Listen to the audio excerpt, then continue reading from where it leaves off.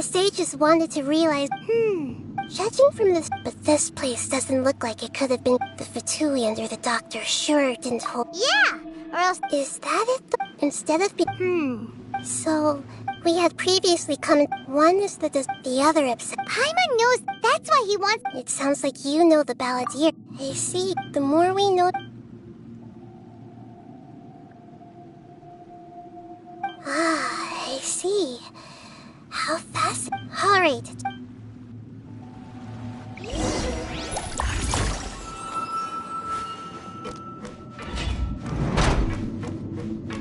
I see everything! There is no escape! Excuse for slacking! Busted! Here comes the catch! My work!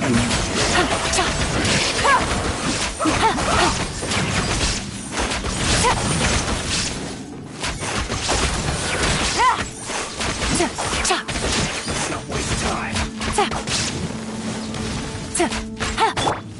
Shine down! Everyone hold hands! Share my knowledge! Let's end this quickly! There is no escape! I guess this is it.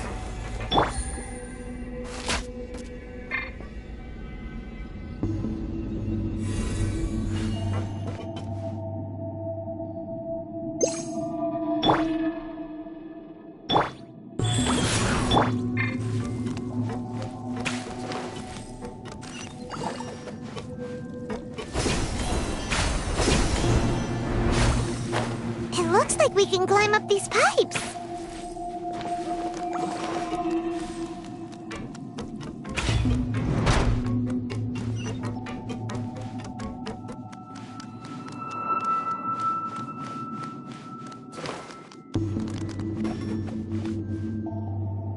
The pattern on the ground seems all messed up. Let's go around and see if there's a way to fix it.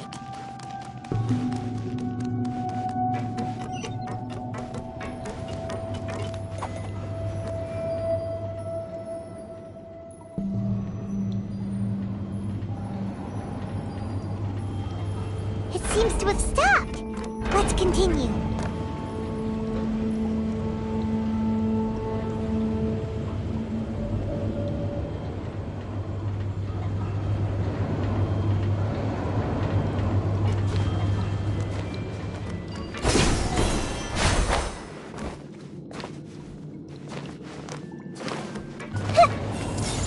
No more words. Illusion shattered! Quietly now. Things are about to get dicey. Stay right there. I guess this is it.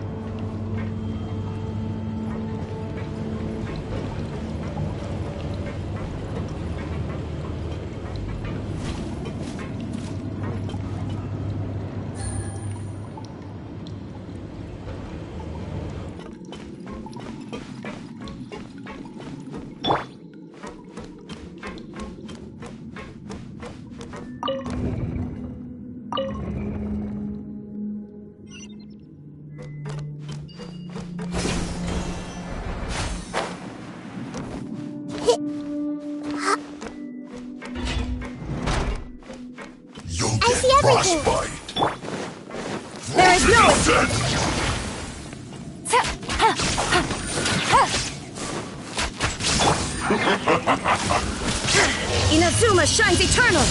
It's time for a flash-free chill to the food. Disgusting. Pay your dues.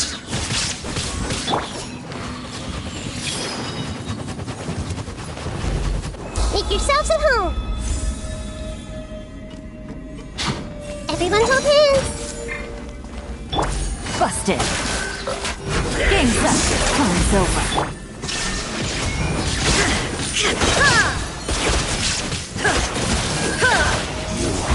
Can't run from death.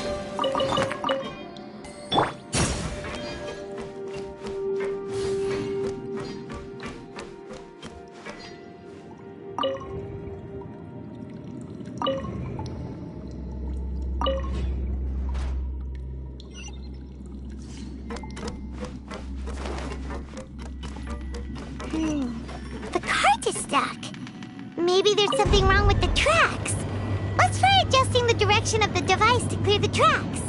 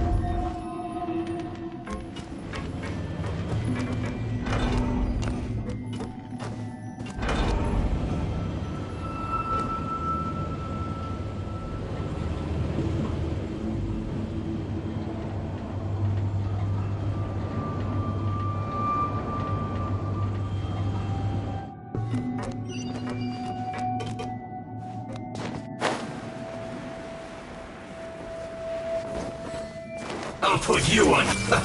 Let's move. Quietly now. Things are about to get dicey. This may hurt a little. Have a load of this. Rise.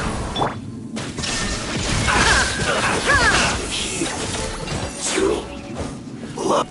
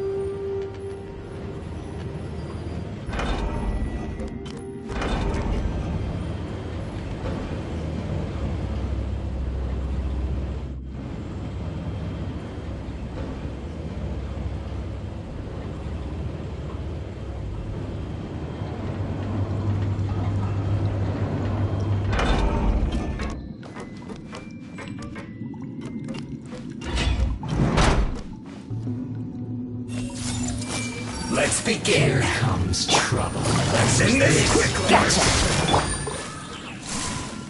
Illusion shattered.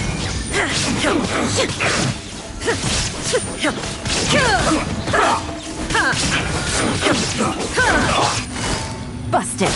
I will end Take it easy.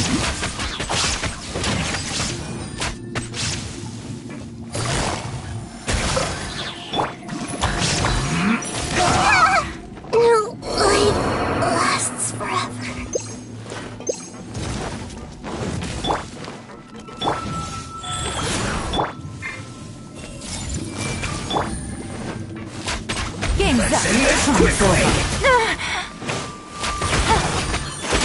There is no escape! No! This isn't good. Ha! Well met. Don't be a killjoy! We've only just begun! Illusion shattered! Let's move! Let go. You can't run! Well, I miscalculated. Eat her! Roasted fried! You need to hurry up! This one's well done!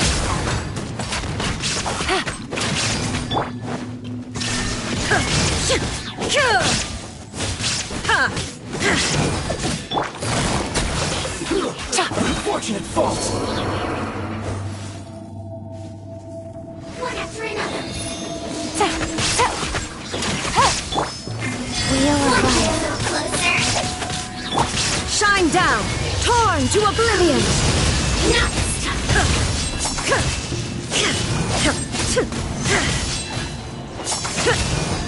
No, my pretty.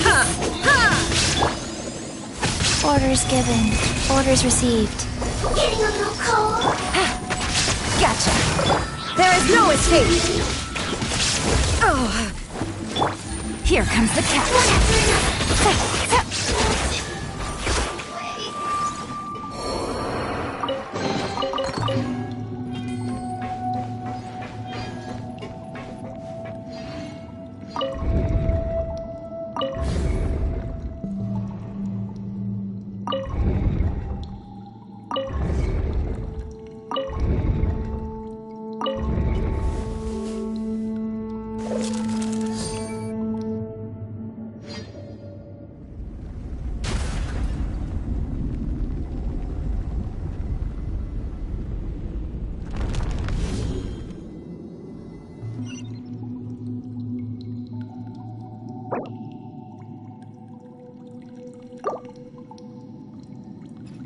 Go.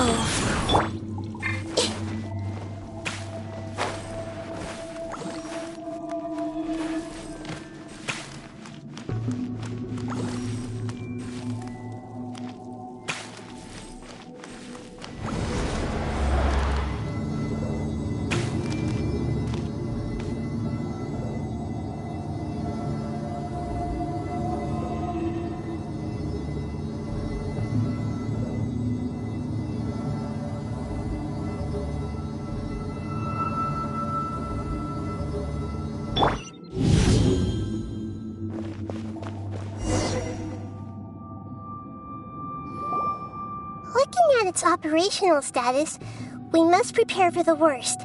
The god they wanted to create is likely close to completion or already completed.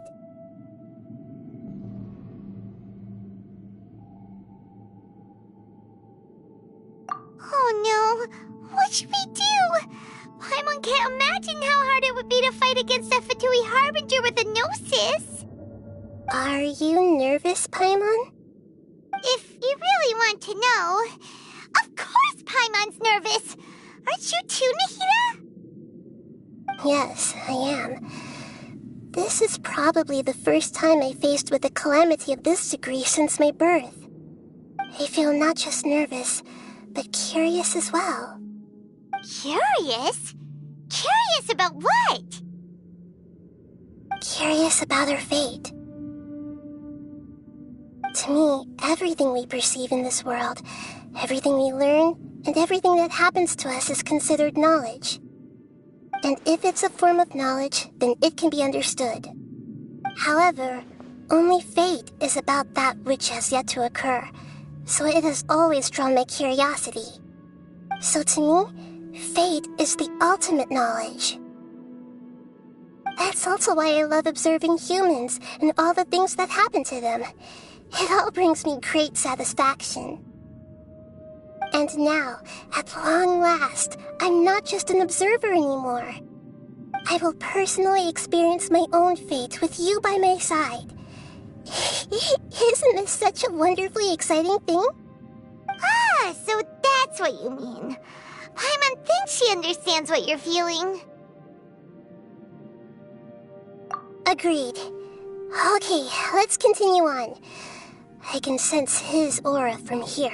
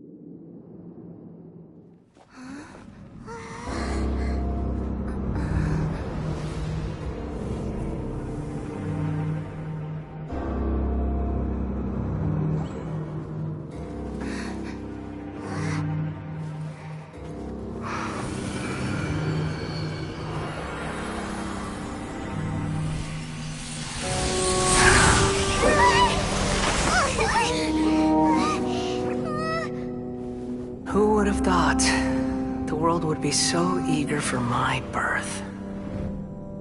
I remember you, Booer, the god of wisdom, and standing beside you, the traveler. Is he all-knowing and powerful now like Greater Lord Rukkhadevata? No, I can't feel the same kind of divinity I felt from the Greater Lord. It seems that the sages didn't get the chance to infuse the divine knowledge capsules into him. But even still, he has undoubtedly become a true god now. So we're too late? The Balladeer has already become a god? The Balladeer. A long bygone title. When my spirit ascended to divinity, I felt as if I had existed for the same number of epochs as heaven and earth. Looking back, the existence of what once called itself Kunikazushi appears infinitely small and ugly.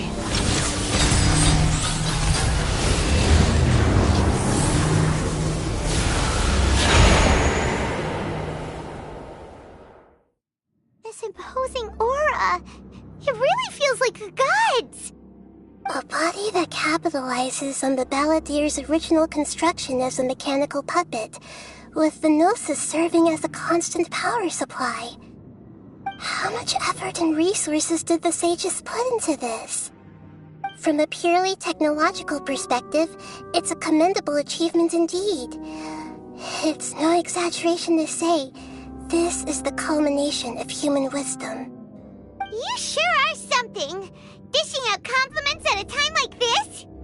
But I don't think he's reached the spiritual height of a god.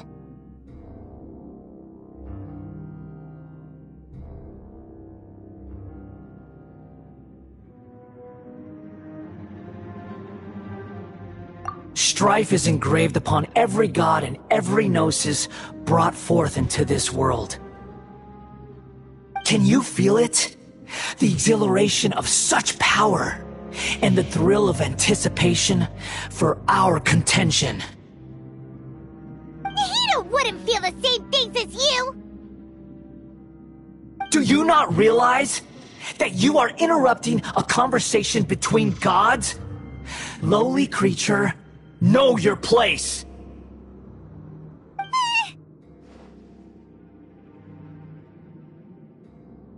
The strife engraved upon a Gnosis.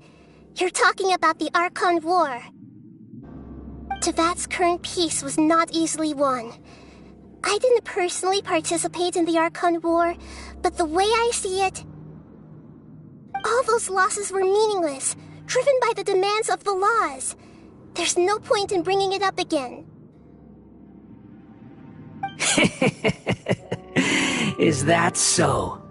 Yet I am deeply disappointed that I was never allowed the fortuity to personally participate in the Archon War. This is a first. Encountering a god in this world who does not crave power. No wonder your own people have abandoned you, god of wisdom.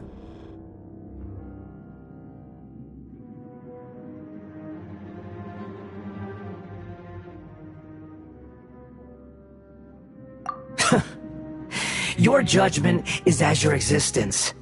Unsubstantial. This is where everything ends, Booer. The god of wisdom.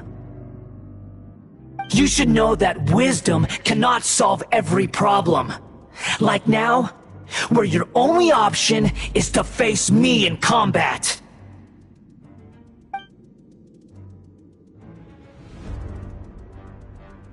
Come! Let us reenact a scene of the Archon War. Come and inaugurate my birth as a god.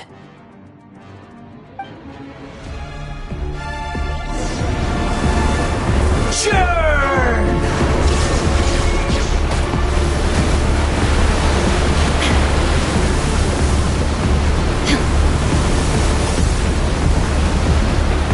Insignificant past!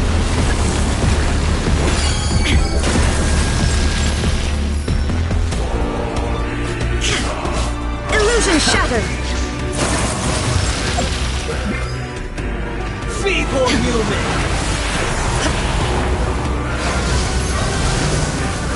Shine down!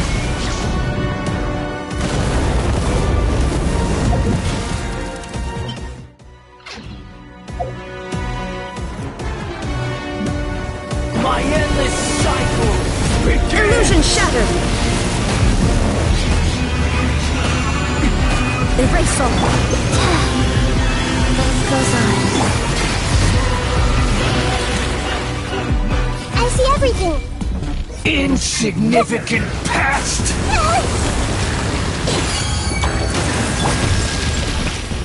Shine down!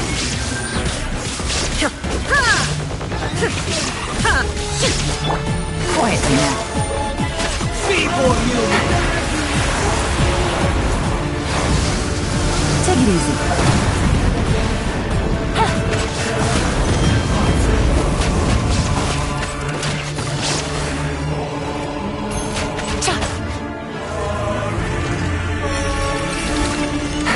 At my command, you shall fall!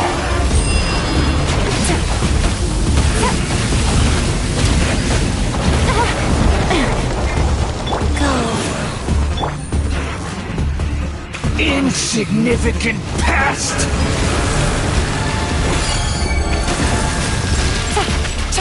Gotcha. There is no escape. Now you shall perish. Feeble human! Things are about to get dicey.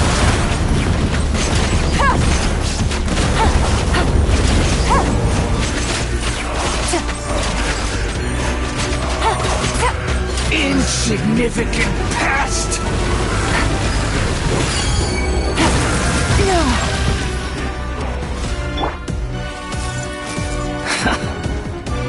Illusion shattered! My endless cycle begins! Life goes on.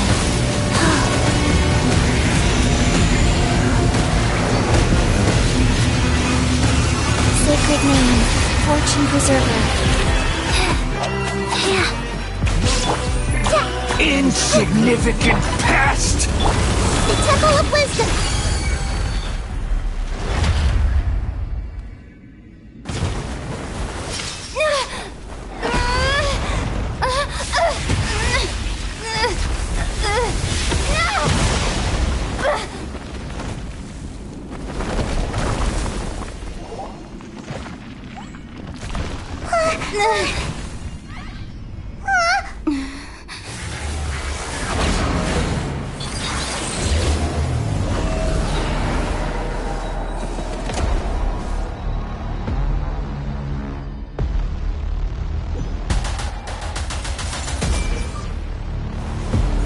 Tremble!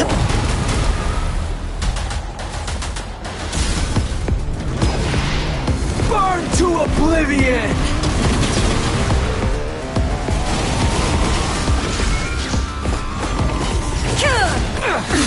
Absurd! Rise.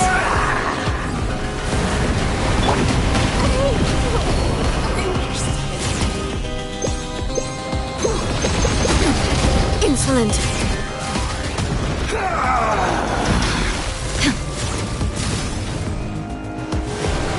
tremble!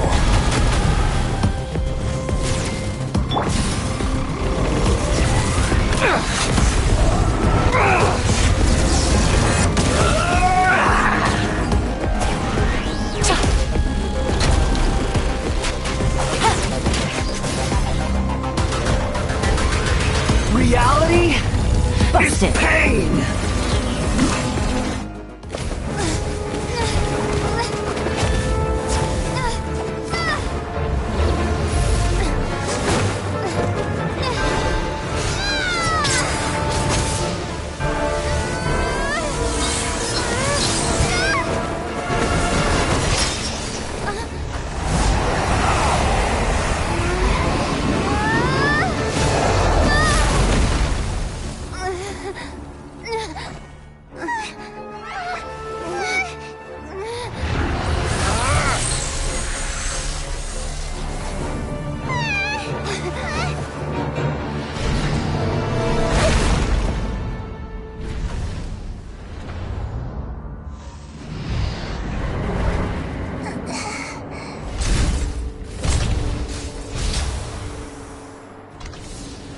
This is supposed to be a battle between gods, yet you choose to hide behind a mortal. And now, you're acting like you'd sacrifice yourself for a human. Are you having fun proving a false sense of heroism to yourself, Booer?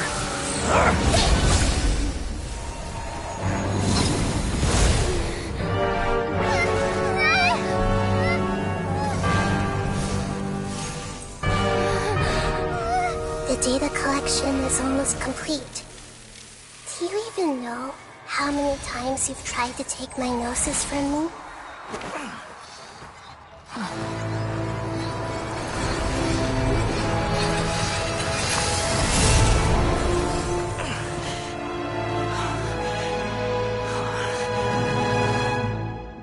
We just concluded the 168th loop.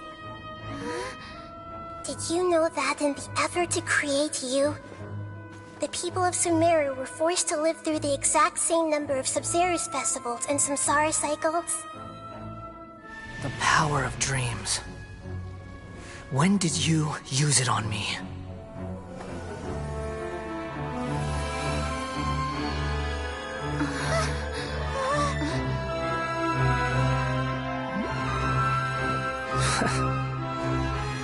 You can't even defeat me in a dream. What do you hope to achieve with this little trick? Come, Traveler. Just like before. Allow me to awaken the memories in your dreams. All that battle experience! It's more than that. Compile everyone's wisdom in the name of the Archon. That is the original function of the Akasha. I've sent everything that happened just now to the people of Sumeru in the form of knowledge. I've asked them to help you find a way to defeat the false god.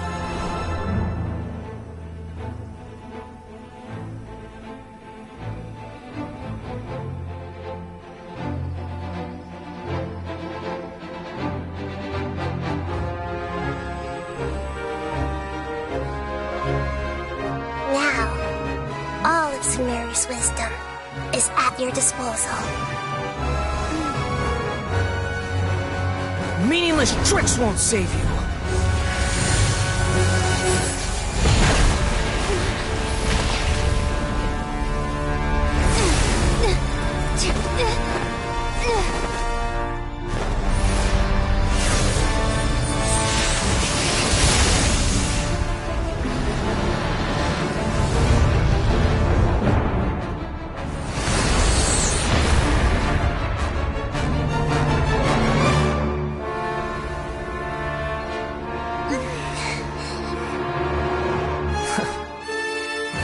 Are you done with your tricks?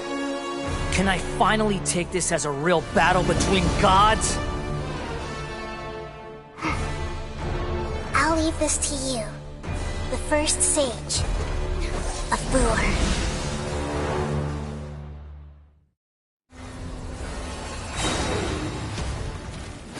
I am the all-knowing God!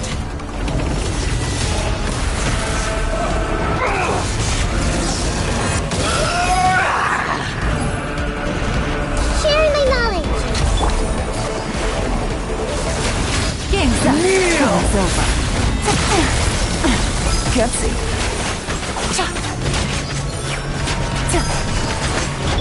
Wheel of life.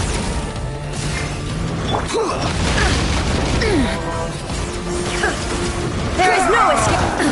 Absurd. Inazuma shines eternal. Burn to oblivion! Illusion shattered.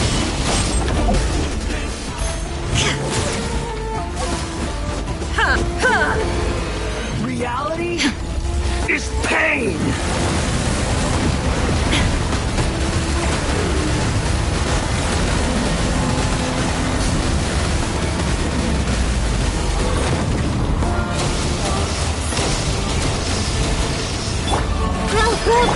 Life goes on.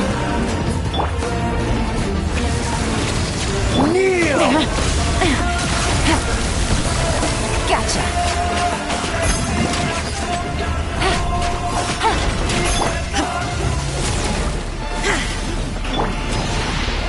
Burn to oblivion! Let's play through a little.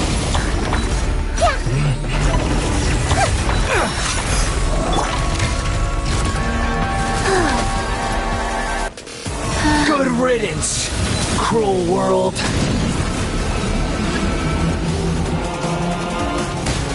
Faster? Okay, faster. Orders given. Orders received. Fries.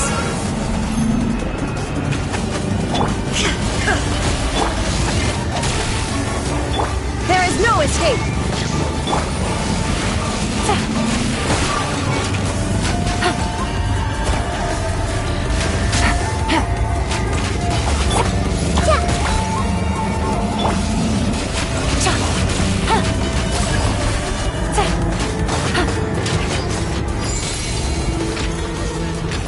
Your new god awakens! Now, your eyes have been opened.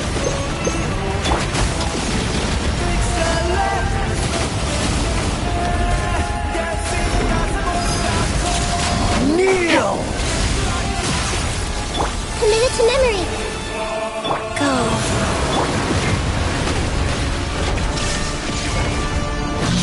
Filth!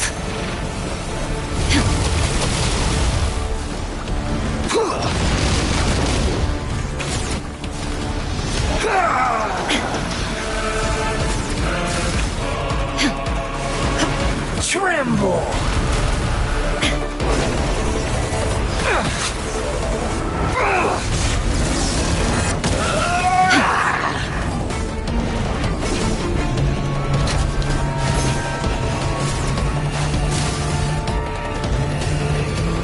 Reality is pain! Illusion shattered.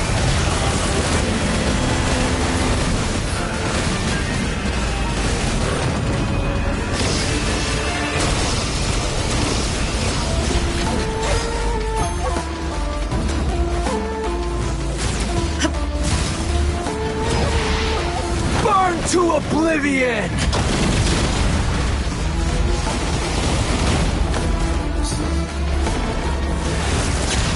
Kneel!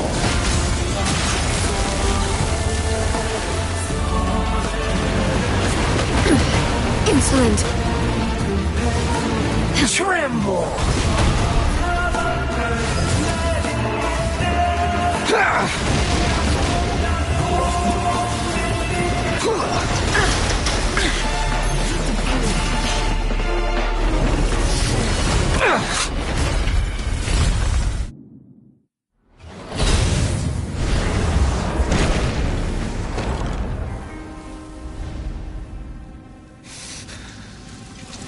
Humans. Filthy humans.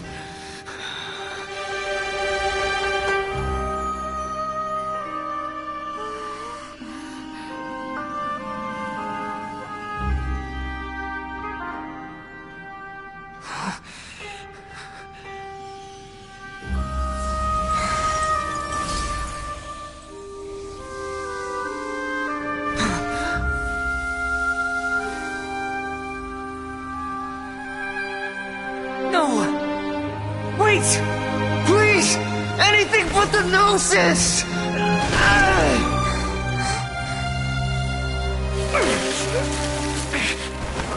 That's mine! Don't even try! I'll never go back!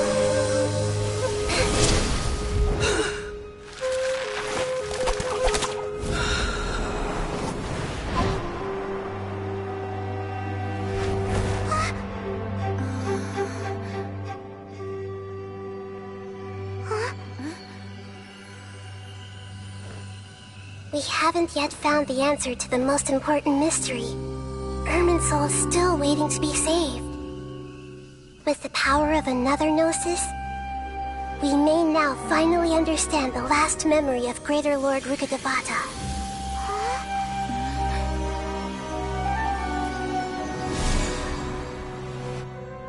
This is... That's right. This is the last memory of my predecessor. All the world will hear.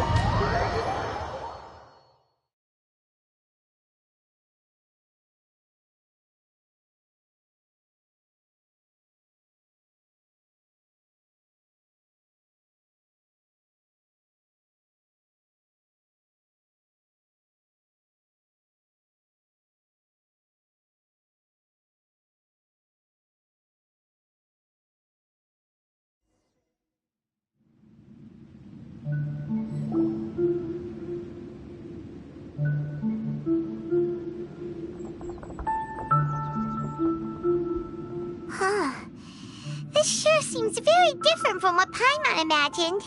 Shouldn't Irminsul be in this realm of consciousness? Yes, that is our destination. But I didn't expect the remaining consciousness of Greater Lord Rukkhadevata to be as polluted as this.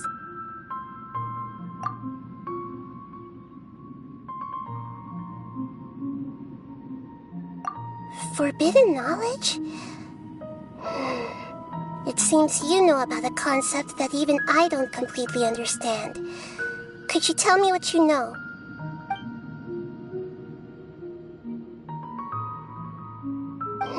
Your inference seems logical enough. Forbidden knowledge once polluted the desert thousands of years ago, but was successfully repelled thanks to King Deshret's self-sacrifice, and Greater Lord Rukkhadevata nearly exhausting her power. Then, a second instance of forbidden knowledge pollution occurred during the Khaenri'ah Cataclysm 500 years ago. But I'm afraid it is much more serious this time, with Irminsul itself already in danger. So, if we're in the remaining consciousness of Greater Lord Rukkhadevata, and it's also been affected by forbidden knowledge pollution, then does that mean, in order to save us, Greater Lord Rukkhadevata... Yes. It's very possible that she sacrificed her life in the fight against forbidden knowledge. She didn't completely eradicate forbidden knowledge, but if it weren't for her actions, the pollution would have been far more rampant over these past 500 years. The way that everyone, including me, has forgotten everything about forbidden knowledge may very well be due to her restoration of Irminsul. Aww. Do you feel sad, Nahida? I'm just sharing her pain. The pollution of her consciousness here is severe. There is madness, chaos, and pain all around us. Did she fight to resist the forbidden knowledge pollution in such terrible conditions, all the way up to her last breath? She even used her last remnant of lucid consciousness to leave a clue for us to follow.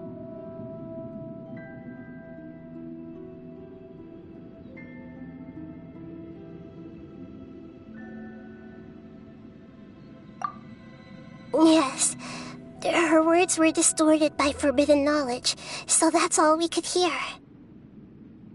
But now, we have a chance to find the answer to this mystery. We can cross the polluted consciousness until we found the right path to meet with her lucid consciousness. And then, we'll let Greater Lord Rukkhadevata tell us the truth in person. Each of us need to be mindful of the state of our own consciousness while we are here. Even with the Gnosis' protection, we must always keep a clear mind. Otherwise, we could go mad at any moment. That's so scary. Don't worry, it should be easy enough for you to keep that mind of yours clear, Paimon. Let's go.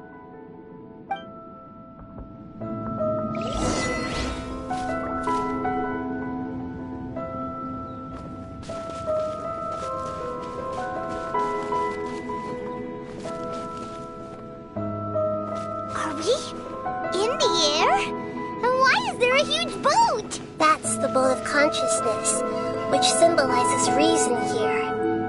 Its course is the direction our consciousness is traveling towards. If we lose control over our consciousness, we will fall into madness. So let's make sure the boat stays on course. Wow. What are these? The monsters seem to have been affected by them.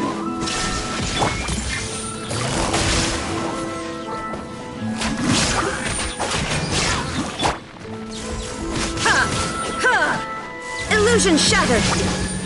Ha!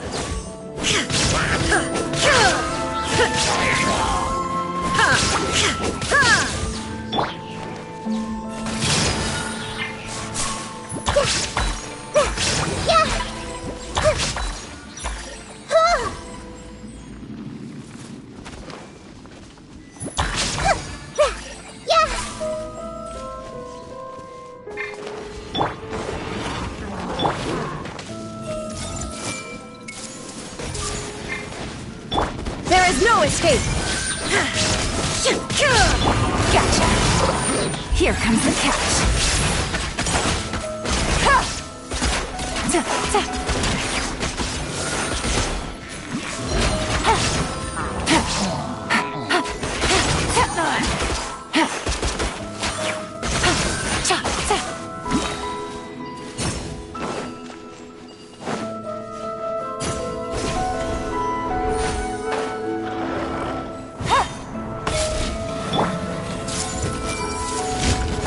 Let's change tactics.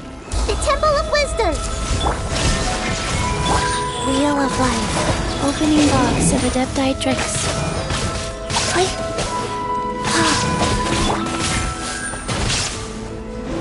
Shine down! Busted!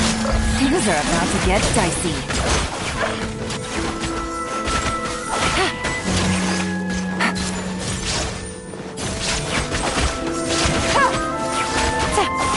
Look! The four-leaf sigil has appeared in the sky!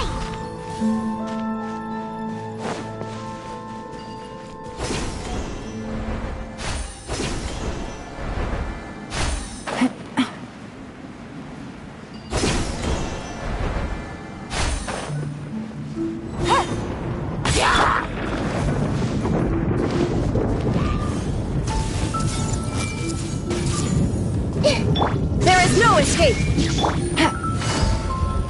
Gotcha! Here comes the catch!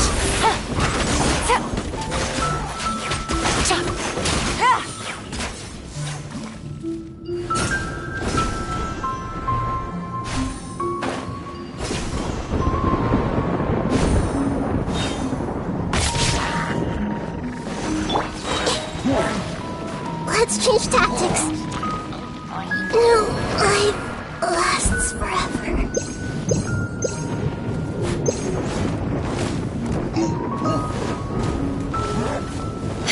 Illusion shattered!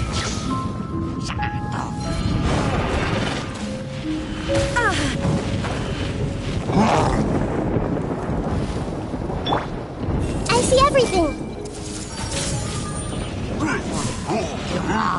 Shine down! Torn to oblivion!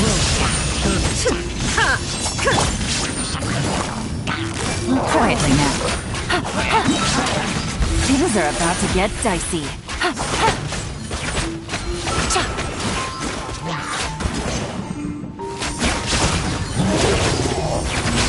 Rise.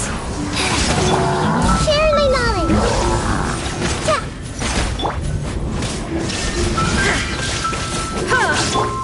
Sacred preserve them. Take it easy. Hey! Gotcha. Game's up. Illusion shattered.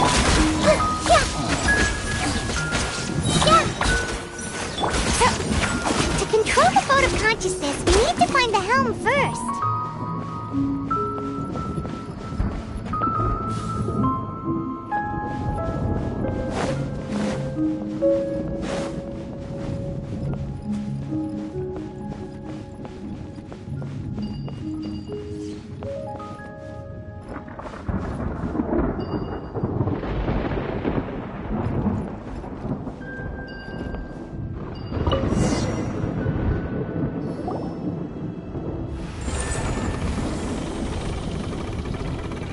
We changed direction. Are we still going the right way, Nahida? Judging from the current route, the boat of consciousness will soon take us out of here.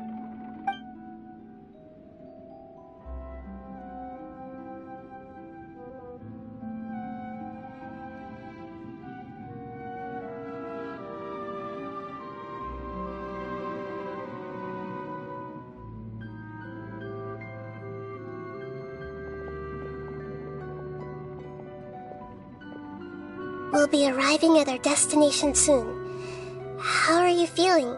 Are your minds still intact?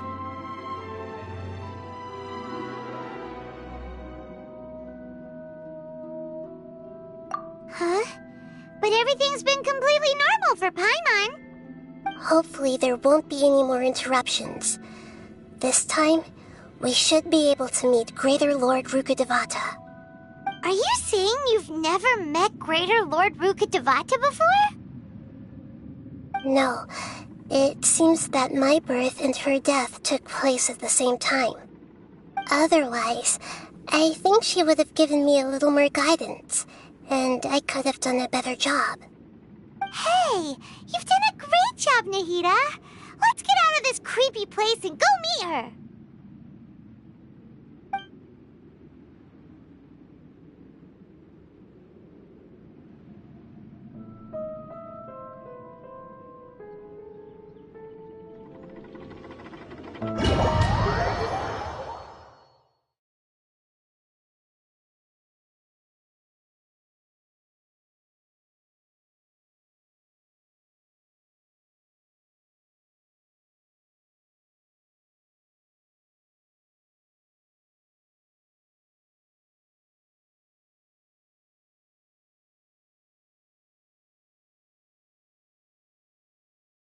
So, is this the place you were talking about? The base of Irminsul?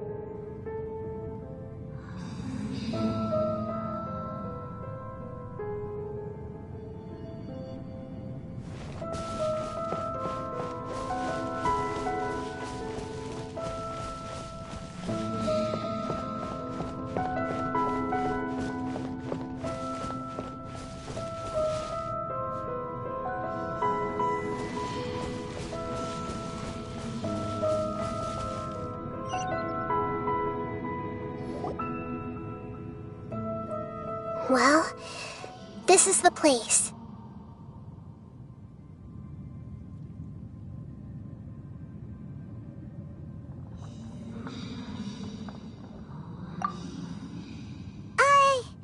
We're here to find Greater Lord Rukkhadevata, right? But the one standing over there is... Is that... me? She looks exactly like me. Are you Greater Lord Rukkhadevata? Yes, that's me. Are you surprised by my appearance?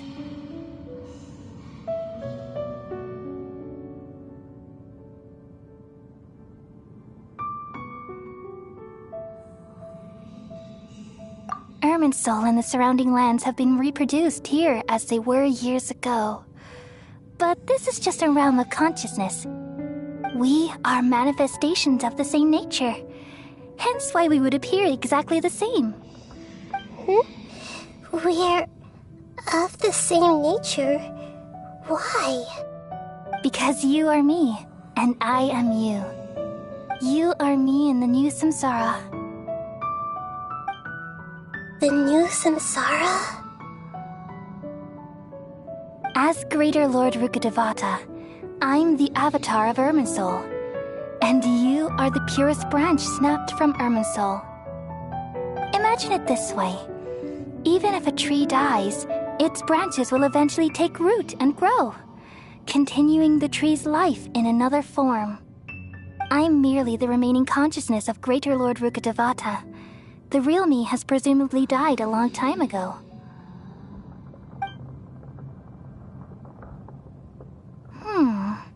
Judging from your appearance, I've probably been dead for 500 years. But you're finally here. My new self in the samsara.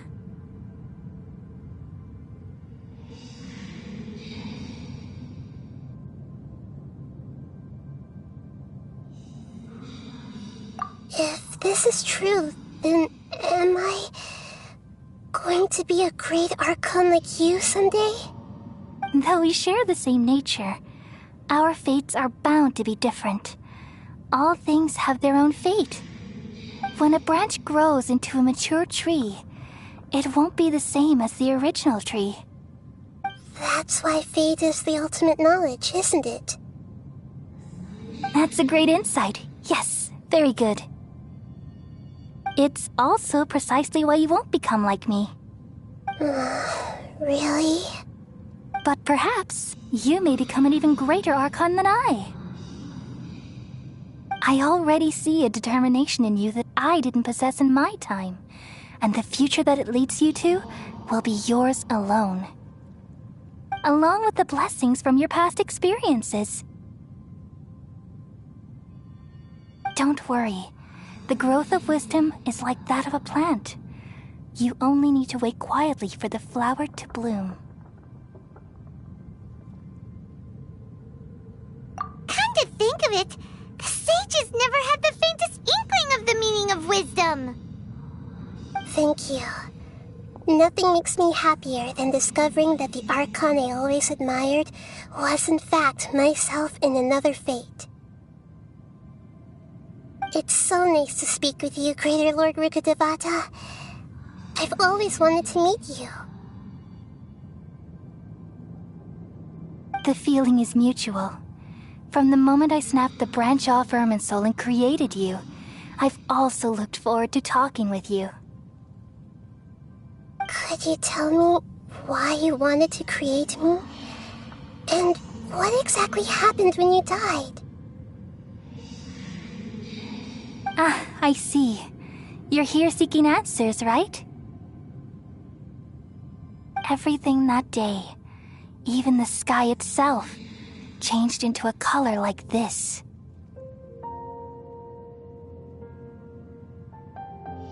At that time, the seven were all summoned to the nation of Khaenri'ah. Except for me. I had a more important task to attend to. I had to protect Irminsul. The disaster occurred together with the pollution of forbidden knowledge. At that very moment, with my consciousness connected to Irminsul, I sensed something was wrong. The pain started to torment my mind. By the time I reached Irminsul, it was already displaying signs of corruption. Had I not repelled the pollution of forbidden knowledge with King Deshret thousands of years ago, I might have felt even more hopeless and lost. So what exactly is forbidden knowledge? It's a kind of knowledge that doesn't belong to this world, and a form of truth that can't be understood. It came from the very bottom of the abyss. Even I could never understand it. The world is constantly rejecting it, leading to all kinds of bad phenomena. If we allow forbidden knowledge to pollute Irminsul, I'm afraid the entirety of Teyvat could fall apart.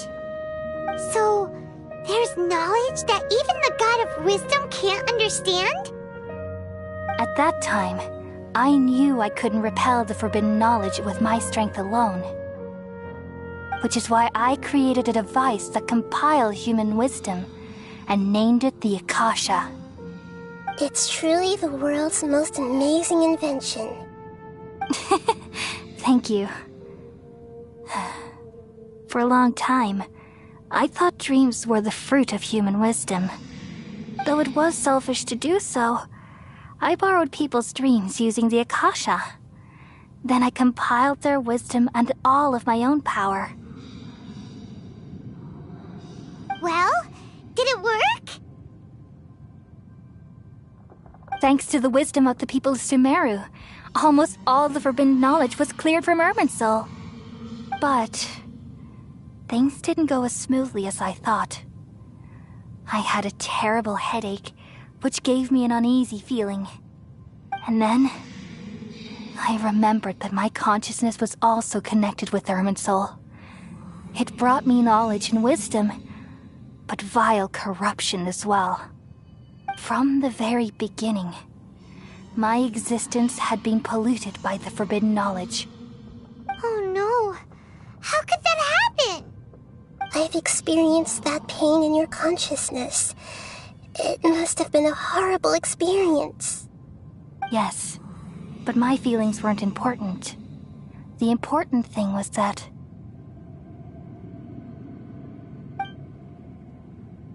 even if I died, my existence and everything related to me would continue to exist in Irminsul as memories and knowledge, meaning that the forbidden knowledge couldn't ever be permanently eradicated. And there's no way for me to eliminate myself. It would be a sort of paradox. So, I took the purest branch of Irminsul as my incarnation in the next samsara and left a trail of clues, all in hopes that you would come here and remove me and my pollution from Irminsul forever. Wait, no, I can't.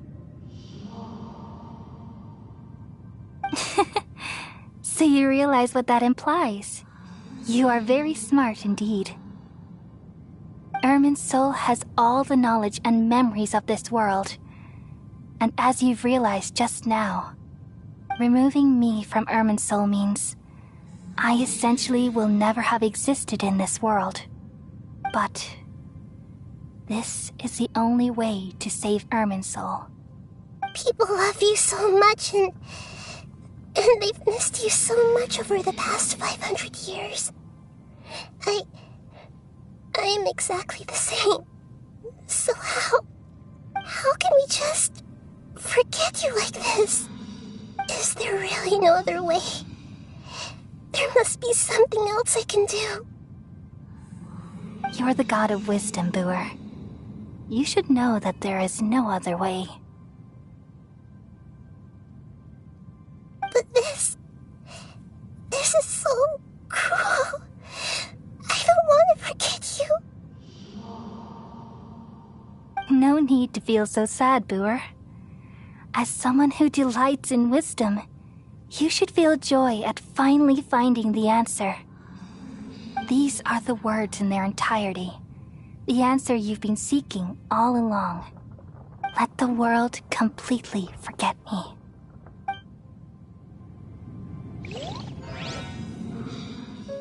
We all nestle under the great tree of wisdom, peering out to perceive the world. From the earth and from the rain, we perceive its wonders, until we become a white bird to perch atop a branch, and finally snap off the most important leaf. Once upon a time, I alone dreamed in this world. In my dreams, everybody would also dream after they fell asleep. Wild and wonderful thoughts would emerge from their minds. Some tumbled to the ground, and others floated to the sky, connecting all things in the world into one dazzling net. Among a plethora of worlds were numerous smaller worlds, all of fate, finding within the tapestry their brilliant glow. I gradually understood that these indescribable and constantly changing things are the most profound things in the world. Only they can completely repel the madness. Only dreams can awaken consciousness from the deepest darkness.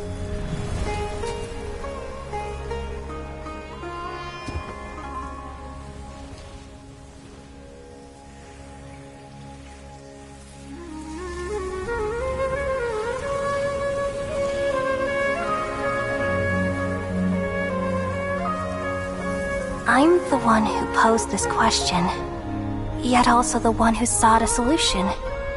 Saving the world with the dreams of the people used to be my answer. And now, you've also found your own answer, and I shall return all the dreams to the people.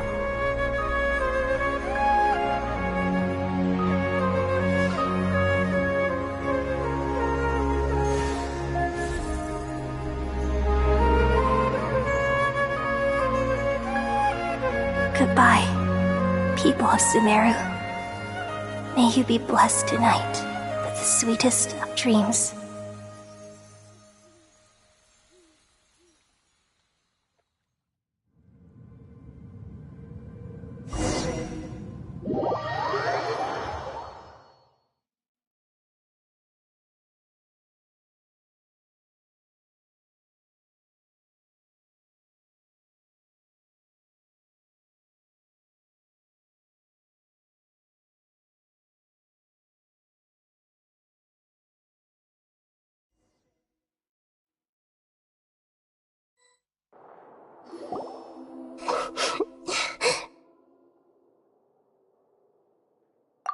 I'm alright. I'm just a little confused. We've just saved the world, right? So why am I crying?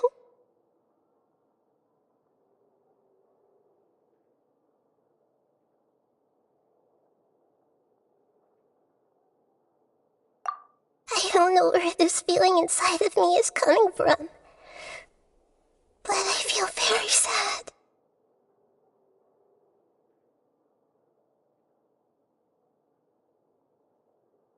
Just now, we used the power of two Gnosis to successfully connect with the Irminsul consciousness from 500 years ago. Then, we removed the remaining pollution from Irminsul.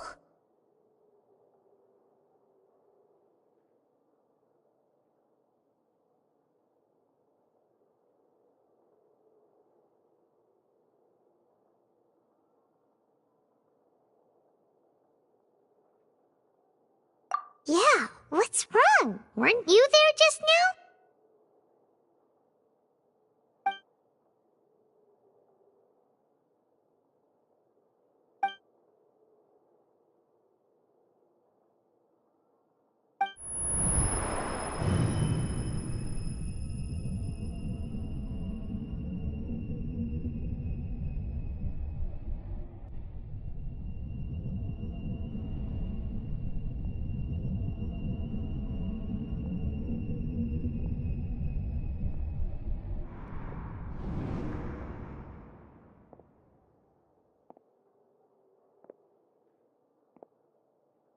Huh? That sound. Traveler! Paimon!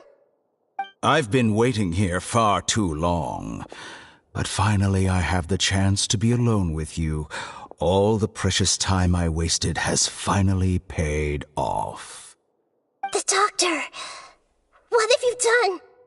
Just a type of sound wave that can quickly put defenseless people into a dream.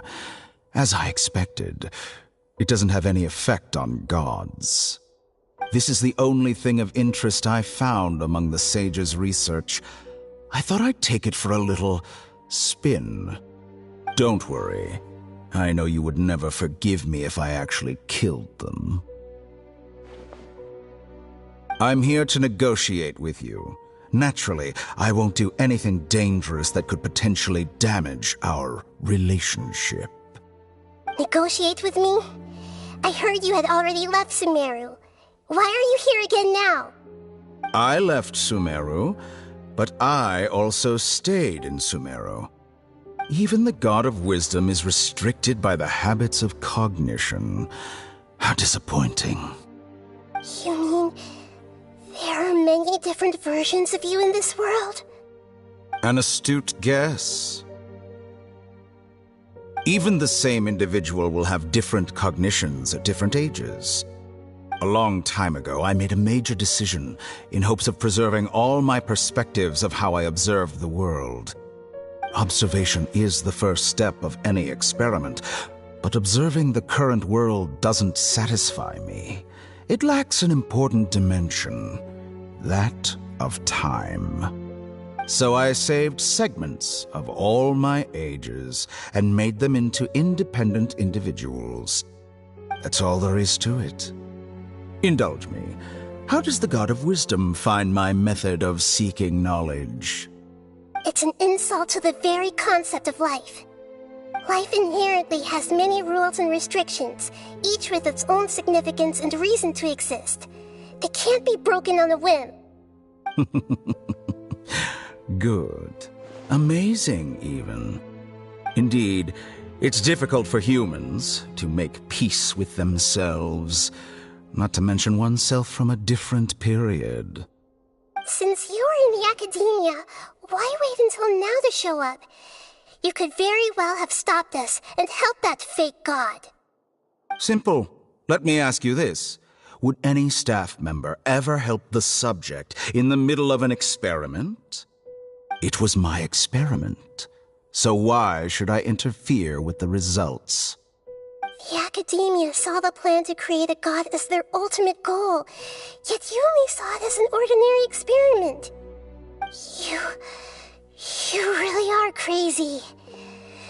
If the experiment succeeded, you would have had a new god on your hands. How would you have faced your own god then? Would you still take the same stance? Would you still hold the same view of yourself? I'm first and foremost a scholar. These results should be left to the judgment of the hypothetical me confronted with that outcome. But you're right.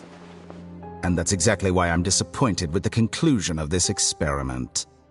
As an individual, you don't have any sense of belonging. You seem to have even fewer convictions than a typical scholar. Oh no, I certainly have my own convictions. They just don't fit your standards, that's all. All right, that's enough conversation for today. The experiment is over, and it's time to tidy up the equipment and reclaim any useful materials. For example, the Gnosis. Lesser Lord Kusanali, you're an intelligent Archon. I'm sure you understand the disparity in our combat abilities at this time. Besides, you have no way to use that Electro-Gnosis in battle. Didn't you say you were here to negotiate with me? Somehow, it's starting to seem like you intend to take it by force now. I'm merely stating a fact. After all, I'm also a scholar. Naturally, I hope to show proper respect and dignity to the God of Wisdom. Your hypocrisy is built on absolute confidence. I understand your scheme, but... what if I were to destroy the Gnosis now and awaken the heavenly principles? Awaken the heavenly principles? Do you think that's really possible? The heavenly principles have been silent for many years, but the Gnosis are symbols of their control over Teyvat and all the laws. Will the destruction of a Gnosis attract the attention of the heavenly principles? And if so, how do the Fatui plan to deal with the consequences? Do you dare to gamble such a possibility with me? Gamble? How surprising. I thought you would show evidence or use rigorous reasoning to prove your point. The word gamble is the last thing I expected to hear from the God of Wisdom. But this is a clever move. You must have seen through me when I first captured your consciousness. As a scholar, I respect all possibilities. This has always been my principle and is an essential trait as an experimenter. Indeed, I can't ignore this possibility. So tell me then, what are your conditions? This foreign gnosis will only lead to disaster if it stays in Sumeru. But this electro-gnosis is the prize I obtained after defeating one of your fellow Harbingers.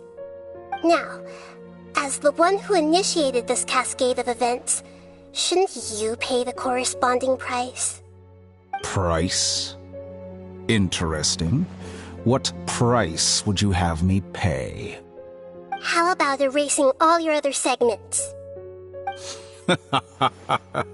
So this is how you wish to restrict me, the most threatening opponent of the Nation of Wisdom. What you request of me is like plucking out the eyes I have placed in the dimension of time. Segments are extraordinarily difficult to make. They require extremely rare resources and enormous amounts of time and effort, requiring me to destroy them all here and now. Bravo. A suitably wise decision on your part. Yes, how very interesting. Can I assume that you have long been wary of me? Among all the versions of me, this segment you see now is the most selfish. If it weren't me, your idea wouldn't have worked. What did you see when you were imprisoned? You were observing me, and that's how you know I've long grown tired of their doubts and endless arguments. Like you said, it's difficult to make peace with yourself. Being as smart as you are, have you managed to do that? I see. If you think all those versions of me are worth a gnosis, then deal. You sure didn't hesitate much. Is the relationship between all the versions of you really that bad? I don't think there's any need to dwell on that. The surplus versions of me can be exchanged for a gnosis. Do you think anyone can offer themselves at a higher price? Besides, with my abilities, it's only a matter of time until I find better perspectives. Perhaps it's best to say, you're just temporarily ahead. But what I'd like to know is, how can you be sure that I've really erased them? I can see your remaining honesty.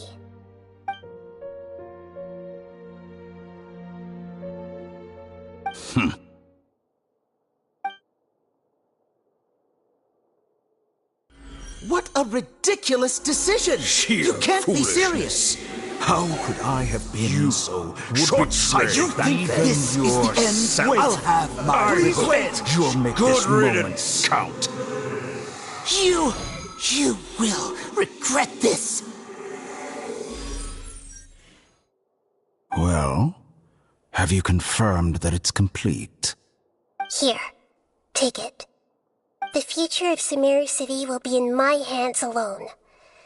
I will shut down the Akasha and let curiosity and the thirst for knowledge drive the realm of academics once again. There won't be any further gaps for you to exploit. It truly pains me that my academic achievements have never been appreciated in my homeland. Of course, I have no interest in being rejected by this city for a third time. Another chess piece. And where is your dendrognosis? Don't be greedy, Harbinger of Snezhnaya. No, this is a different transaction.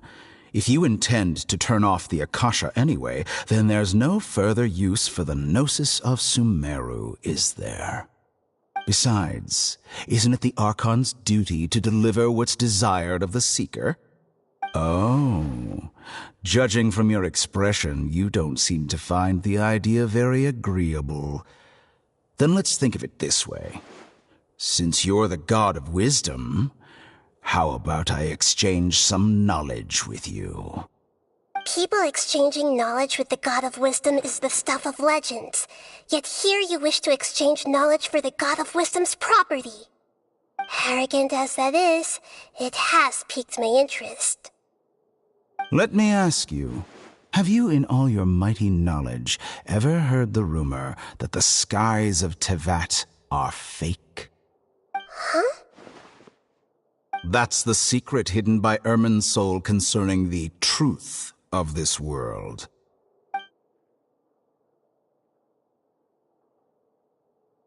Once I finish telling you about this, it will be time for me to say goodbye. With negotiations, we've all gotten what we wanted. I'm very glad I got to meet you like this. Your arrogance may know no bounds, and convictions may mean nothing to you.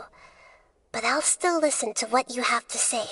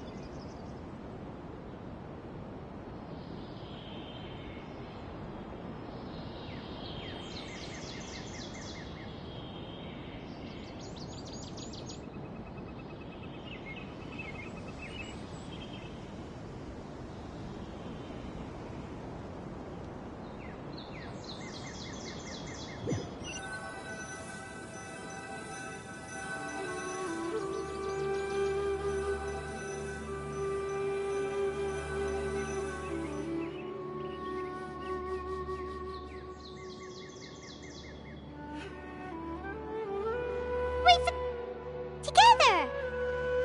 Okay, wake her up.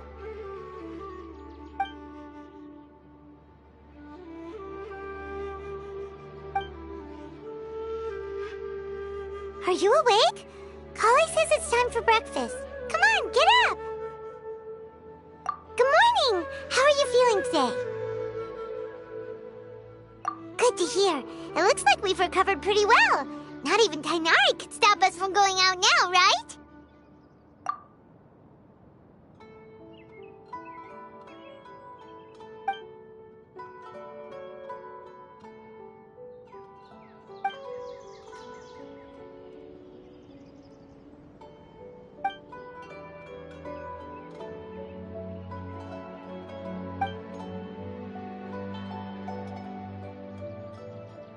Come on, Traveler, let's go!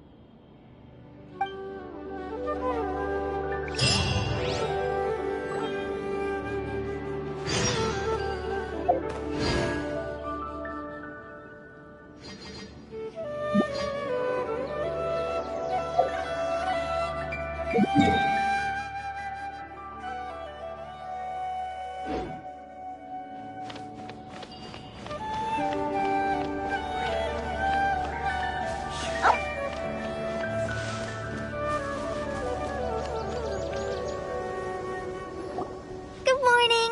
Looks like you're awake. Yep. I prepared some breakfast today. Please have a taste. I hope you'll like it. It's nice to have you here so we can eat something yummy. Well, now that I've recovered from Alizar, I'm feeling better than ever. I can even prepare 4 or 5 meals a day now. And Paimon bets they're all delicious.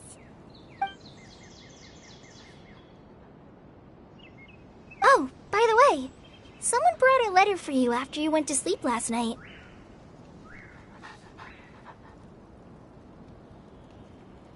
Nope. Paimon wanted to read the letter with you after you woke up. So Paimon didn't open it. Alright, let's read it now. Oh, it's from Nilou. Ahem. We're going to hold a feast at the Grand Bazaar and celebrate Cyno's reinstatement as the General Mahamatra. As heroes of Sumeru, please be sure to attend. I'll wait for you. The date of the banquet is written on the back. It's in 2 days. Oh, I've also heard that you've become heroes here as well. That's amazing. Everyone's aware of your abilities. There's no need to be modest. Anyway, let's go to the Grand Bazaar to have a look. Oh, before you leave, be sure to inform Master Tainari.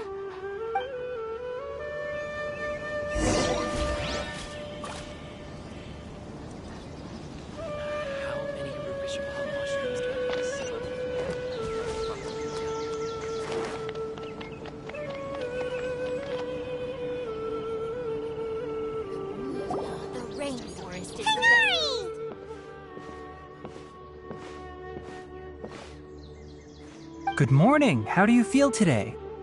We feel much better. How about you? I'm recovering well. Thanks for asking. But from the looks of it, you seem to be already busy with work again. It's fine. I'm not that busy, really. The Elazar patients have recovered, as well as Hypatia. For now, I only need to tend to my Forest Watcher duties. It seems once Irminsul started getting better, everything else started to recover too.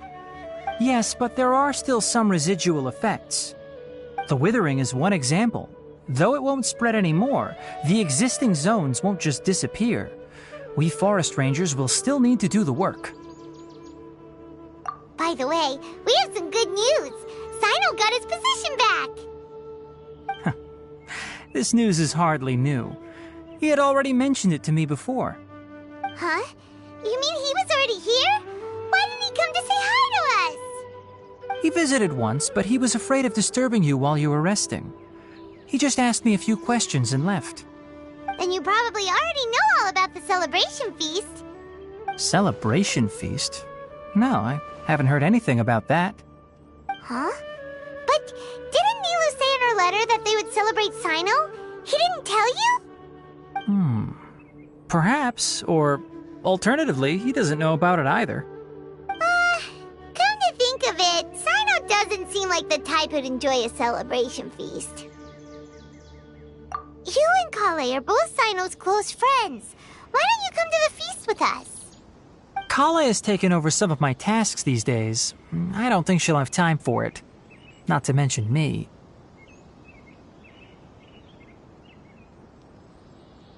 You see, some VIPs have come to the forest recently. Huh? VIPs? Very important Paimons? Well, technically speaking, they are former VIPs. The sages involved in recent incidents have begun their training in the Avidya forest, and the people they had previously imprisoned have all been released.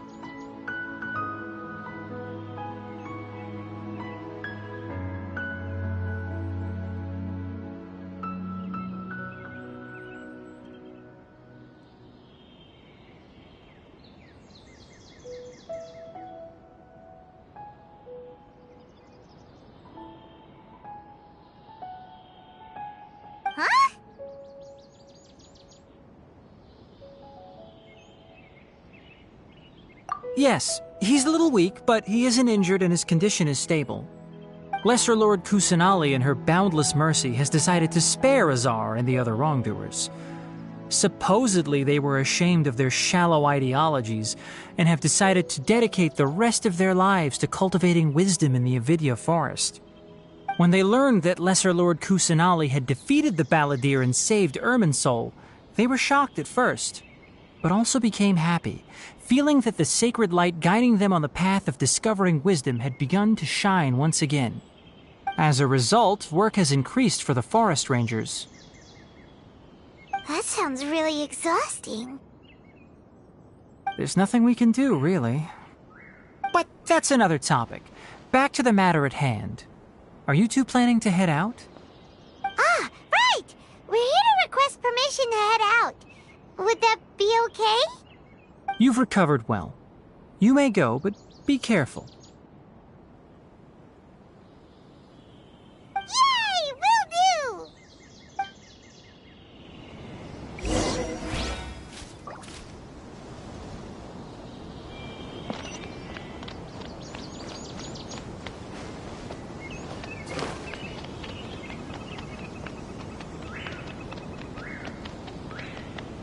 Everyone hold hands! There isn't a single one missing.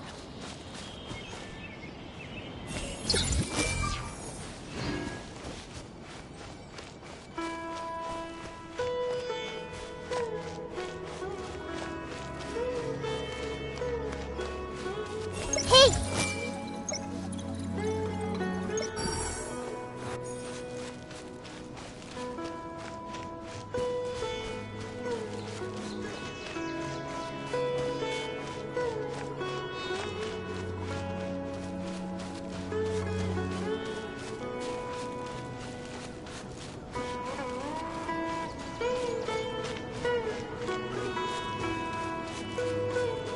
Everyone hold hands!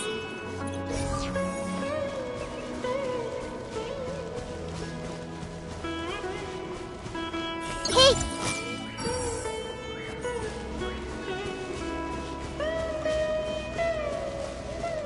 Everyone hold hands!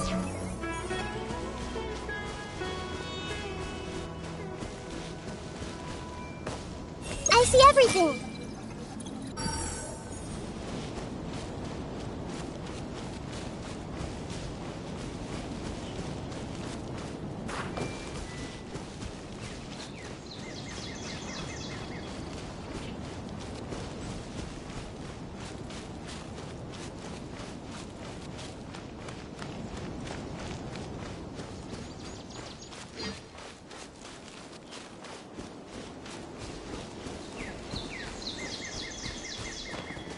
Grow, grow!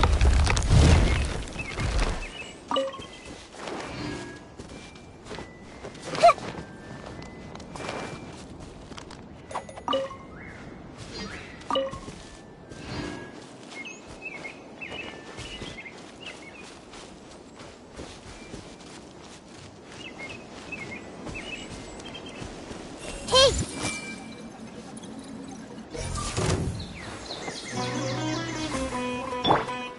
There is no escape!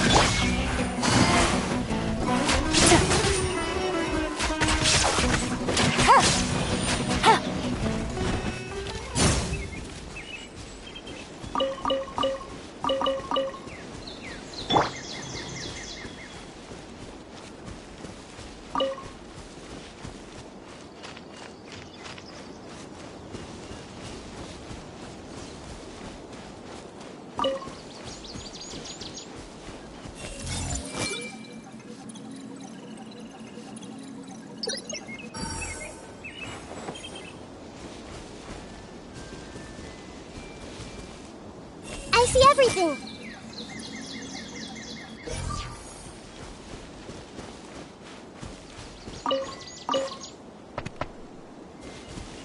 Hey!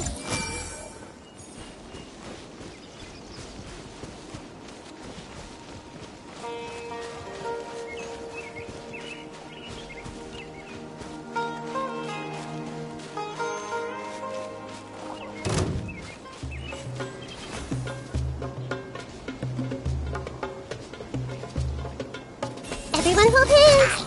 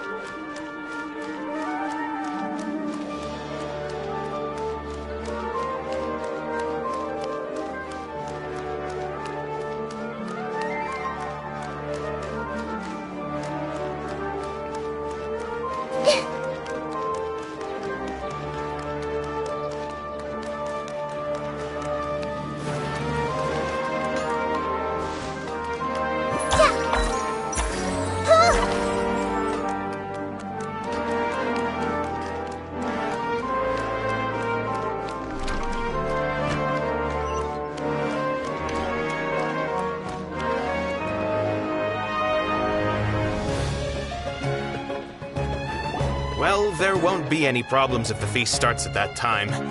Everything has already been prepared. Mr. Zubair, I finished telling things up here. Well, except for the guests. Is a simple reply really that much to ask of our guests? It's affecting our arrangements. Oh, it'll be fine. Besides, it never hurts to get things ready in advance. I was thinking the same thing. The feast will be held sooner or later, right? Hey, Nilou! Traveler, Paimon! We got your letters, so here we are! You're the best. The other guests haven't even replied yet. Huh? Are we the only ones that have arrived? Yeah. I had someone deliver letters to all of our guests. But maybe everyone is still busy with other things. Look, I get it. Sumeru is in an extremely important period of transition right now, but even if your friends are important figures, they shouldn't just ignore your request like this. Nilou is Sumeru's #1 celebrity, after all. You have no idea how happy I am to talk to people with good taste. If you consider enjoying Nilou's dances having good taste, then almost everybody has good taste. Because Paimon thinks everybody will love her performance. That's right. We all think she's amazing too. Nilou is an absolute favorite among those of us who frequent the Grand Bazaar. For Outlanders, you have a great eye. Master Zubair, let's have a vote for the most outstanding audience members next time. I think these two may win. Nonsense! It is not for us to determine the value of an audience. But indeed, we could try giving gifts to people with particularly good taste. I heard there's a device in Fontaine called a camera that can record people's appearances as pictures. Such pictures would make superb gifts. Ooh, good idea. I wonder where we can find one. I don't want you giving pictures of me to everyone. I'm satisfied just being able to perform here. There's always a lot going on at the Grand Bazaar. Yeah, and that's why I love it here. Traveler and Paimon, could you help confirm if the letters were actually delivered?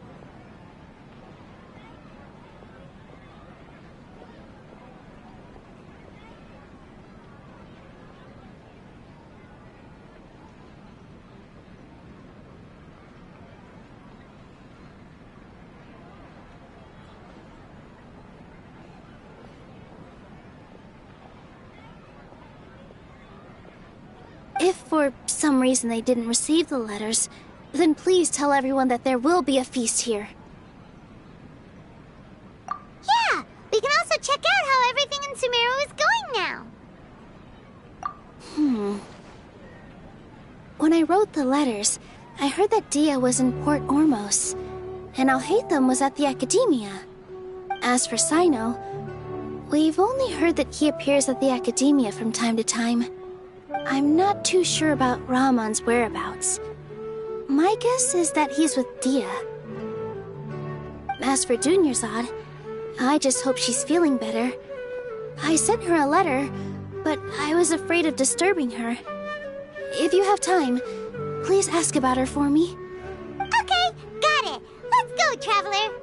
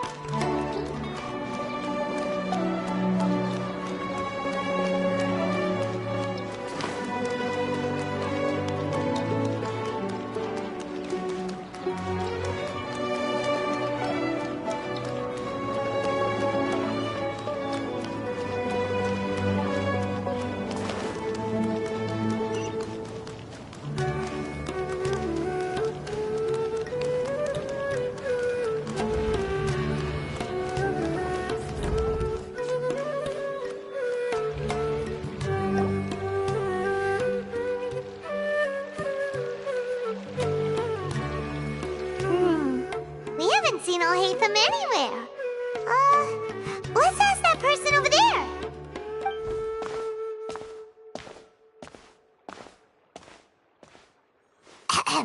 Hey there, have you seen Alhaitham around? Yes, it seems Scribe Alhaitham has gone to the House of Dana. You should be able to find him there. But you're already the second group of people I've seen looking for him today. He must be quite the busy man. Oh? Who else was looking for him? Mr. Cave was just here asking about him. You wouldn't believe how terrible their relationship is. And now you two are here. Don't tell me everyone's here looking for gossip about the sages. No way! We're strictly here on business. Ah, I see. Sorry, I thought maybe everyone's as interested in rumors about the sages as I am.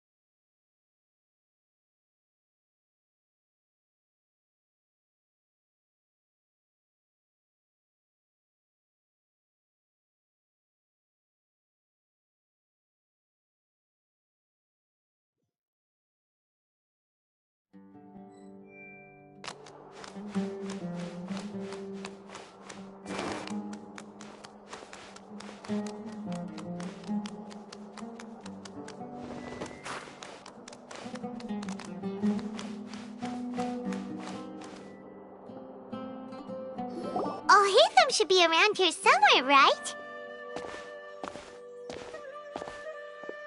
Oh, he's over there!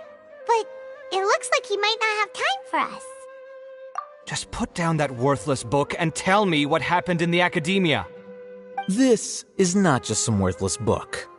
Do you have any idea how difficult it is to find a physical book like this in Sumeru? It doesn't matter. It's probably just another thing that you used your authority to get your hands on anyway. Just put it aside. Listen, I came back today only to hear that the sages have disappeared. Oh, you sound surprised. I thought you would already know the inside story. Would I be here asking you if I knew? You're the scribe, not me. So just tell me what you know already. Well, I almost became a sage. Huh? Oh, don't sound too surprised now. You're the renowned Kaveh, light of the Kshahrewar. Besides, as a master builder and craftsman, chances are you'll be appointed as a sage too. Why do I feel like you don't really mean it? Huh. What makes you say that? Why would you question my heartfelt sincerity? Maybe it's because you've never said anything good about me before. Yeah, well, I share a similar sentiment, and anyone who knows you as well as I do would surely do the same. Oh, you... See? This is why I hate discussing anything with you. Your ridiculous and arrogant attitude always gets in the way. It seems that you really can't stand my personality. Ha! What was your first clue? Well, then you might as well move out of my house. Are you threatening me? Stooping to a new low, I see. Ugh, and don't change the subject. You, a sage? What a joke. The academia might as well just close tomorrow. Are they having a fight? Forget what's going on with the academia. Haven't you been busy with your construction project? Tell me, when are you going to build yourself a mansion? Don't get me started. I get angry just thinking about it. So, what great building did our master architect work on this time? Like I need to tell you. Keep your nose out of my business. No, I think we deserve to know. Where were you when Sumeru needed you most? I was in the desert for a large project, but considering Haravatat's utter ignorance of architectural and aesthetic matters, you probably wouldn't understand. Which is truly unfortunate. I can only pity the man who doesn't understand the first thing about beauty and romance. Unlike a true... Hold on, wait a second. What do you mean by when Sumeru needed me most? Well, while you were out fiddling around in the desert, many people came together to save Sumeru from a crisis. Ha! And you think I'd believe that? Look, all you really need to know is that Azar and all his accomplices have all been overthrown. Huh? What nonsense are you talking about? It's no skin off my nose if you don't believe me. It's not like my Darshan was the one trying to apply for funding from the Grand Sage. Yours, though, on the other hand... You know what? I'll ask around. I'm sure someone knows what's going on here. You're dead if I find out you're lying to me.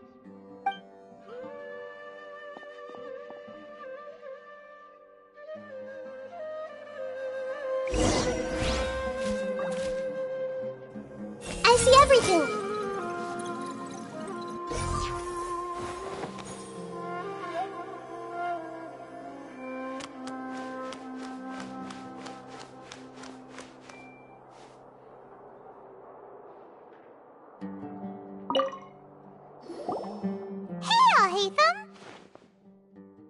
Oh, it's you two. What's the matter? We're running some errands for Nilou. Have you received her letter? Letter? Nilou said she sent out a letter inviting everyone to a celebration feast in 2 days at the Grand Bazaar. We'll also be celebrating Zaino's reinstatement as General Mahamatra. If she addressed the letter to Al-Haytham of the Academia, then the letter should have gone to my office. I've been busy these days, so I haven't had time to check for any new mail at my office. I only now have some free time to attend to personal matters. Have you always been so busy with your work? Of course not. I'm only busy these days because several sages have been dismissed recently and the whole academia was practically turned upside down. Tighnari told us they all went to train in the Avidia Forest. Apparently they will spend the rest of their lives there.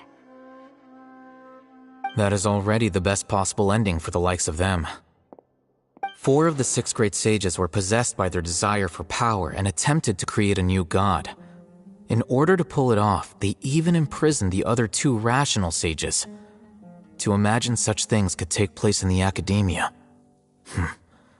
I don't know where to begin. Yeah, you're right. Huh. Feels kind of strange to hear them called that after all this time. But then again, the 6th grade school sounded pretty impressive too. Yes, at least that's how they're supposed to sound. It's said that when the academia was first founded, the Dendro Archon herself established the 6 great schools, each representing one of the 6 different types of wisdom. Numerous Darshans have sprung up and faded. Only the 6 Darshans attaching themselves to the 6 great schools have stood the test of time and obtained permanent seats in the academia. Now, the 6 Darshans are nearly synonymous with the 6 great schools, and the leaders selected for the schools are the 6 great sages. Among the 6 great sages, there is one central leader, the Grand Sage. Unfortunately, only the sages from Vahumana and Amorta remain now. They were imprisoned for opposing Azar and were only rescued after Azar's downfall. So who's managing things in the other 4 schools now? Do they need to find someone new? Yes. Normally, new sages are selected based on a strict set of criteria. Oh, didn't you just say something about becoming a sage? If they pick you, then we'd have a huge connection in Sumeru. Yes, about that. You didn't let me finish my sentence. The person in charge of personnel affairs nominated me to be the Grand Sage in place of Azar and help Lesser Lord Kusanali manage the academia. But I refused. Huh? But why? Ugh, can't you be a little more ambitious? I'm not even interested in being one of the 6 great sages. Like I said before, I don't like being a leader. Oh, all right. So are you busy these days trying to find others to take the job? That's not my job either. I'm only responsible for handling important affairs within the academia before the new sages take office.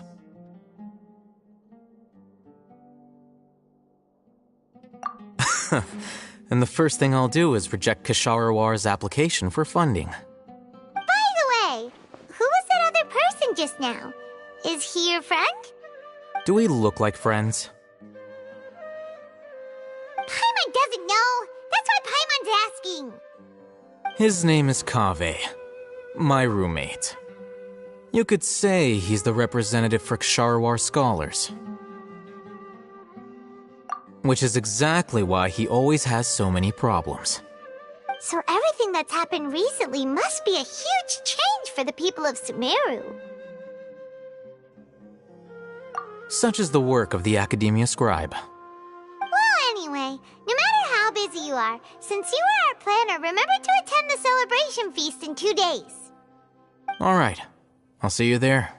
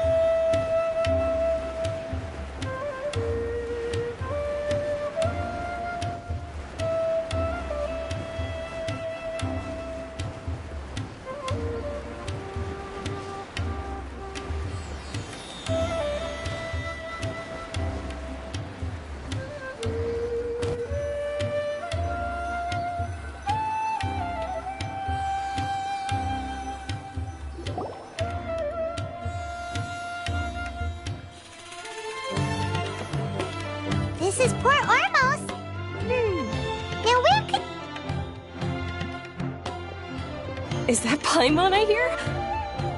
Huh? Oh, it's been a while. How are you doing? Dunyarzad! It's been so long since we've seen you! I'm doing well. I can go as far as saying I have never been happier in my entire life. I don't know if you've heard, but Elazar has completely disappeared, and all the patients have recovered. You kidding? Knowing them and the connections they've got, I'm sure they've heard about it. That's right. My lady is feeling better now, so I'm accompanying her for a walk. Why do you still call me that, Dia? You've already informed my father of your resignation. I guess I'm just used to calling you my lady. Old habits die hard. Resignation? You mean you're quitting? Yeah, I might start losing my edge if I keep being a bodyguard for the Homayanis. You know that my parents and I are fond of you, and that we appreciate you very much. It wouldn't be a problem if you wish to continue to be our bodyguard. I'm not a woman that's easily persuaded. You should know that by now, my lady. When I took this job, I had already decided that I'd quit as soon as you'd recovered. It's time for me to get back out there and chase that horizon. So what are you gonna do now if you're not gonna be a bodyguard anymore? I want to take a risky job and put my body to the test again. Huh? But we literally just finished one of the most dangerous jobs ever. Are you getting bored already? I know. If I hadn't joined in that plan with you, I wouldn't have come up with this idea. I guess I still get fired up by that feeling of going all out in a fight. It made me realize that I'm still a mercenary through and through. Life is short, and I'm happy that I got to be a part of that operation. But the whole thing also made me realize that there are still many problems in Sumeru. And as a desert dweller, I'm still not completely ready to settle down on this side of the wall.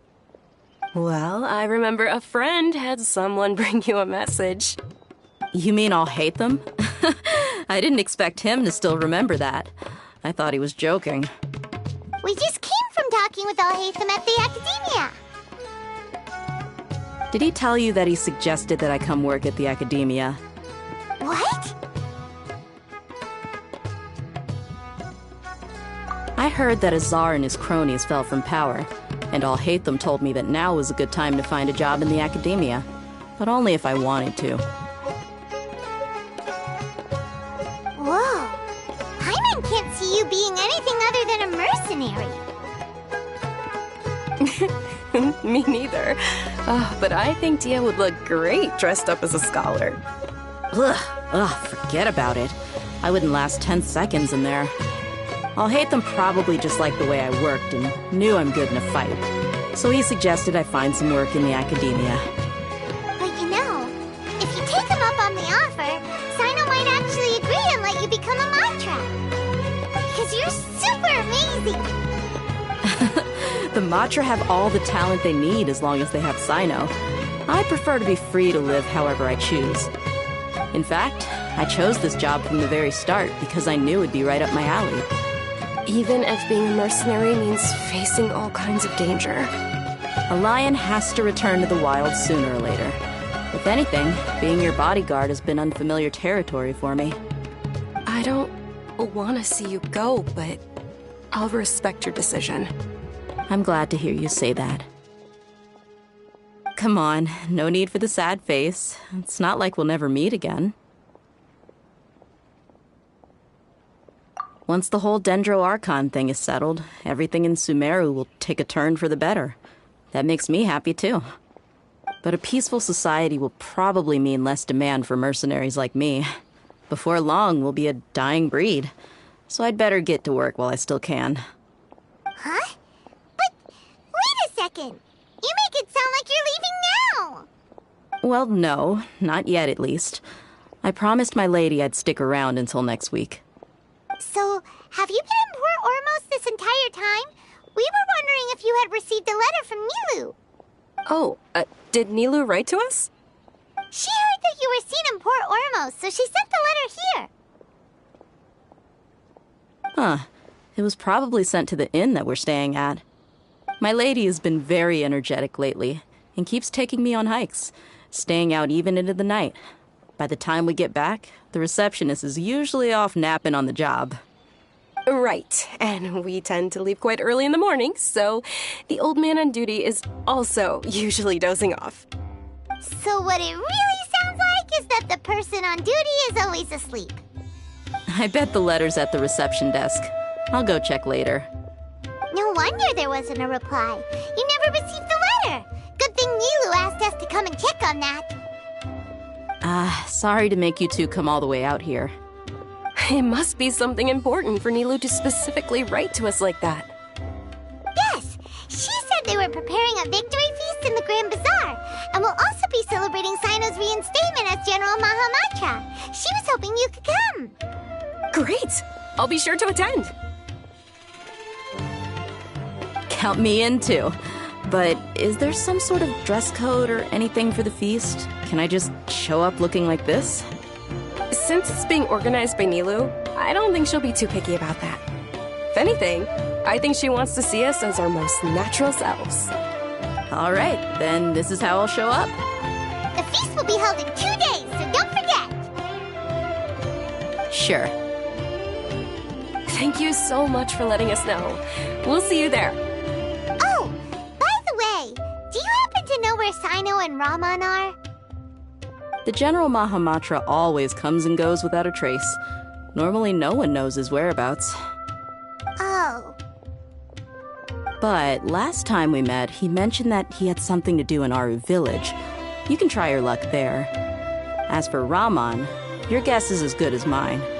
I only remember he said that he had something to discuss with Cyno. You can ask Cyno when you meet him. Don't mention it. You better get going. All right, on to our next stop.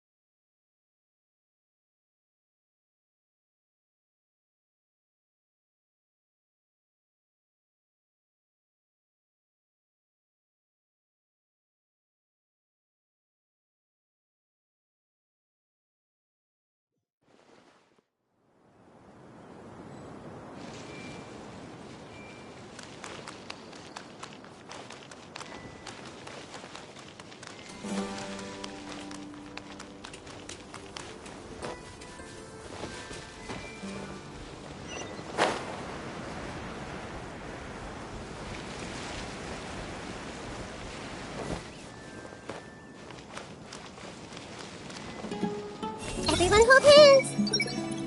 It's about time to conduct maintenance on the weapons in the warehouse. Hey! I hope those brats can stay put.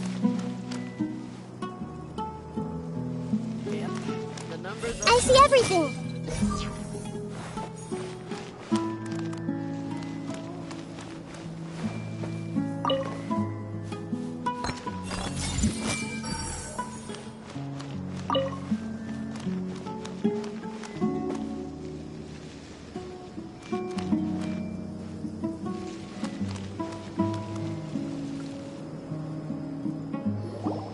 It's been a while since we last visited Aru Village. Ah, there's Cyno!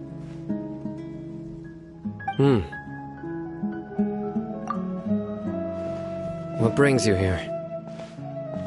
We recovered well, and Tighnari agreed to let us leave, so now we're out and about again. It seems Gandharvaville's medical treatment is still as good as ever. And Tighnari is recovering well, too. That's good to hear.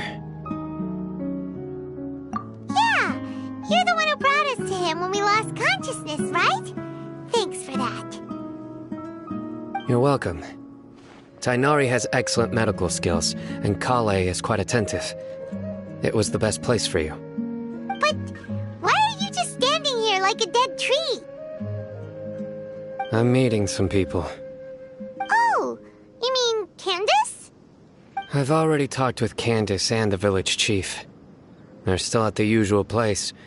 You can go there if you'd like to see them. But you know one of the people I'm meeting as well. Oh, by King Deshret's blessing, my friend suddenly appears in the desert. Don't tell me you've run into trouble and need us to help now. Ramon! And... huh? Setaria? Oh, you know me? Oh, well, you're pretty famous in the academia. Don't worry, these are our friends. No need to be so guarded. I see. I'm doing well. Many good things have happened recently. Same here. Really, I feel that my whole life has started to shine after suddenly finding a new direction. Oh, tell us everything. Yeah, you go ahead. Alright, well, I suppose I should start by saying... I've decided to leave the academia. What? It's not that I've given up on being a scholar. Instead, you could say I've found a new identity. I will no longer pursue research like a typical scholar, but I have not completely given up on my relationship to knowledge either. I can see what you're saying now. What do you mean? I plan to leave the academia and return to teach here in the desert. Wow, so you want to become a teacher? Setaria will return to support education here and teach people from the desert. She can't teach everyone on her own, but there are many of us Eremites all over Sumeru. She came to discuss a collaboration with me and hoped that I could bring her ideas to the Eremites. Yes, it's my hope that the Eremites can help me select a group of smart people with the best aptitude for teaching. I'll teach them, and after they've finished learning from me, they can go educate more people. That is the true meaning of education and the spreading of knowledge. The people of King Deshret suffer from sandstorms, exile, and ignorance. Miss Setaria is more than welcome to come teach here. Her arrival is like a star shining in the desert night. The stars have always guided caravans, thieves, soldiers, and travelers who get lost in the night. They lead those in the dark out of trouble and back to safety. Oh, please. Where's all of this coming from? I'm starting to feel a little embarrassed. You deserve these compliments. Mercenaries are accustomed to danger and don't fear death, which is why we recognize extraordinary actions that common people would easily overlook. Setaria's idea will bring much good to many people. At first, I feared it was destined to fail. Everyone knows that the academia doesn't allow scholars to teach in the desert without permission. As you know, all knowledge is under their surveillance and control, and very few desert dwellers are as lucky as me.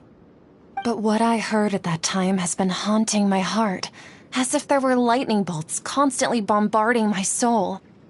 Setaria, you tread a treacherous path, and the longer you ignore it, the tighter the academia's grasp on you will become.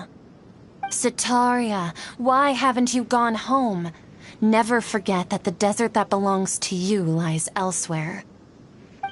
Miss. These words sparked something in me, and I knew that I had to bring something back to my people after going home. I gathered up the courage to approach the Grand Sage, only to find that he was no longer at the academia. Lord Cyno told me that Azar didn't belong there anymore. Azar has received much-needed punishment.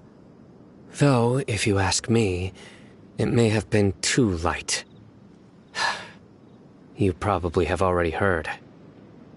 Lord Cyno helped me obtain permission to leave the academia for the desert, and accompanied me here to discuss collaboration with members of the Eremites. My plan was able to go smoothly thanks to him and Ramon. You're all doing so much for the desert. Aside from that, I also have some other business to discuss with Cyno. Lesser Lord Kusanali has allocated many resources to support and develop the desert. I've done some business for her, and part of it required the assistance of the Eremites.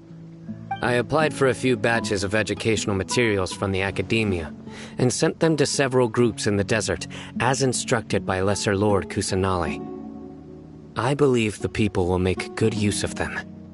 That's exactly what the people here need. Physical books and other related items. If it weren't for Sino and Lesser Lord Kusanali, I'm afraid we'd never be able to get our hands on them. Apart from this, the Academia is also recruiting scholars that are willing to teach in the desert. I'll let you and Setaria know as soon as I have any more news. We must be persistent about this, and maintain these resources to ensure long-term effectiveness. This is the first time in hundreds of years we've had a glimmer of hope. I think this may be the turning point for the desert. Remember these words. Here lies our faithful priest, Kasala. His wisdom is a miracle among the people, deserving of high praise and admiration. I hope people with wisdom like that priest will rise again among the desert dwellers. Then we'll once again see the wisdom and glory that once shook the world. Enough about us. Are you here to discuss some business too? No, not at all. We're actually here on behalf of Nilu. Nilu wanted to write to everyone, but she wasn't sure where the letters should be sent, so she asked us to come find everyone personally. A celebration feast will be held in 2 days at the Grand Bazaar. She hopes that all of you will be able to attend. At the feast, we'll also be celebrating Sino's reinstatement as General Mahamatra. Although, judging from your appearance, it seems you've already been reinstated. Paimon thought you would only start working for the Academia after the feast. Celebration? Feast? It's the first I've heard of it. Tighnari was right. He really didn't know. This feast is for you, Sino. Sounds to me like you'll have to be there. It's rare to see that kind of expression from Lord Sino. You must not like feasts very much. No, not really. But I'll go. Well, I still have a lot to handle here. Besides, I need to look after Miss Setaria in the desert, so I'll have to pass. I'm afraid I won't be able to join you. Although, if you'd be so kind, please give a message to Miss Nilu for me. The message is, I'm sorry for how I treated you before, but now I understand the beauty of your dance. It's like a light shining in the sky. You and the art you symbolize are not only beautiful, but also lively and powerful, so much so that it was prohibited. Please keep dancing, and someday I'll be able to appreciate your art in person. Okay, we've got all that down. Our job here is complete as well. Oh, Sino, remember, party's in 2 days. Make sure you're there. Got it.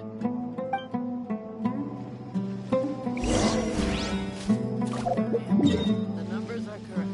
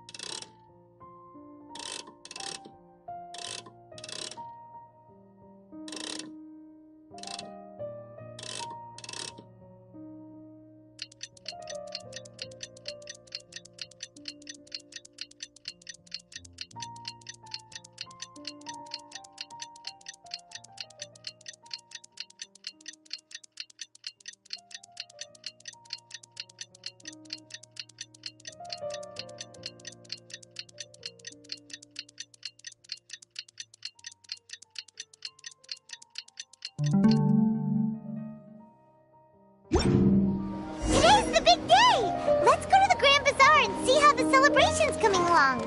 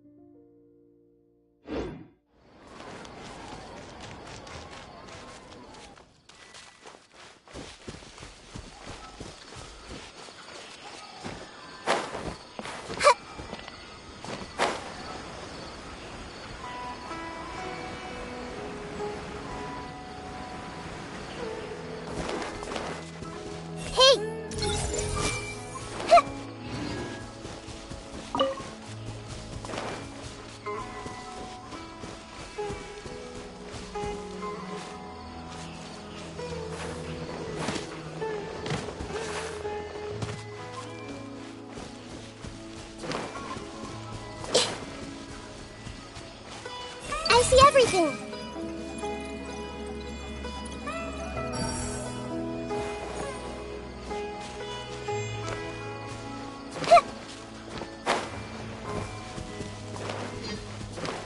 Committed to memory.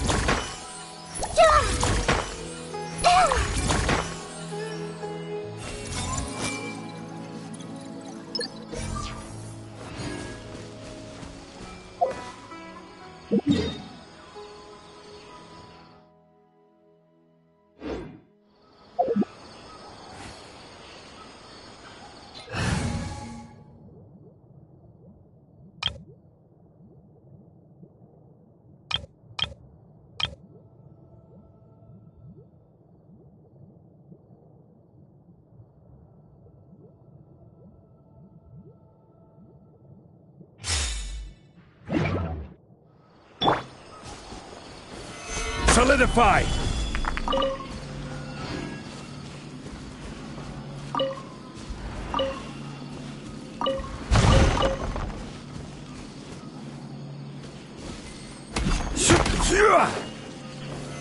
Stabilize!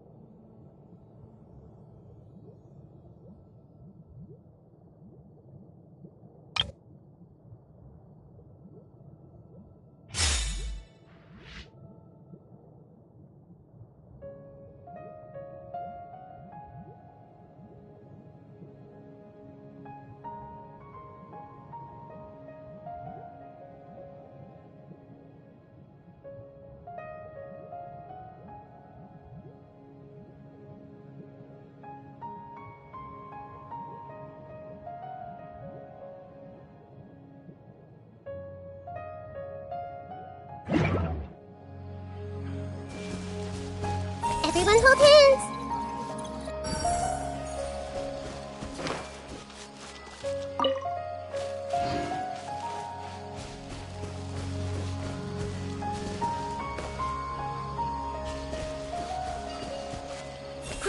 Grow!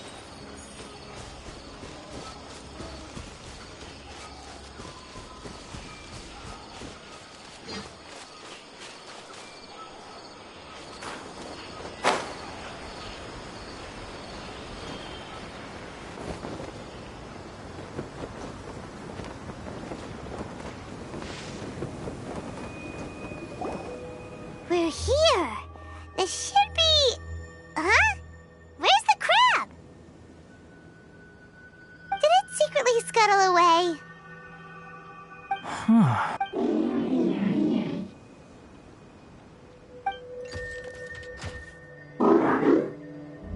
You honored her as such. Glad you're sad. I want to see...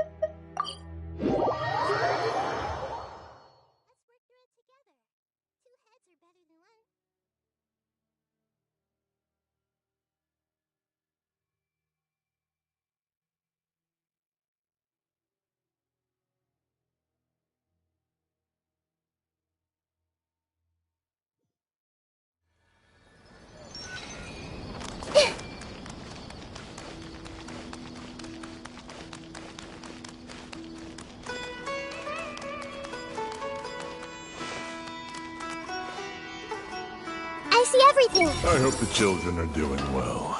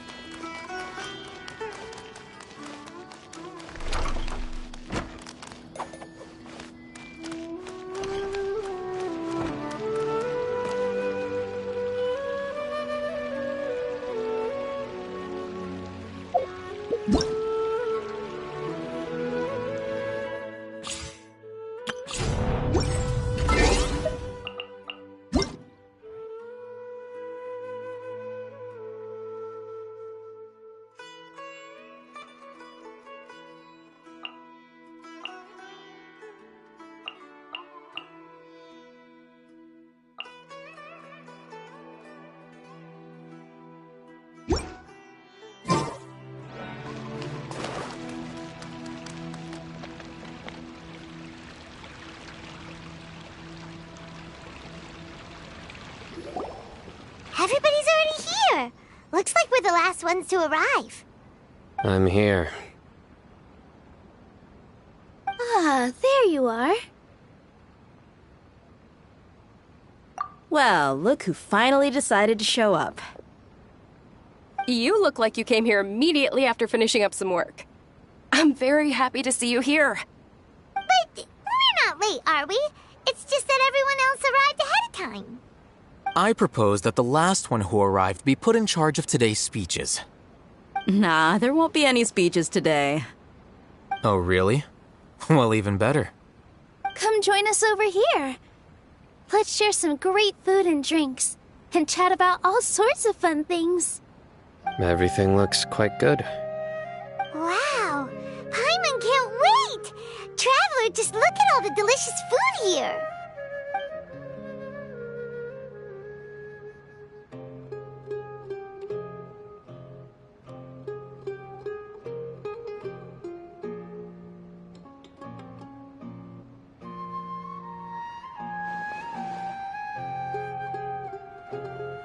Whoa!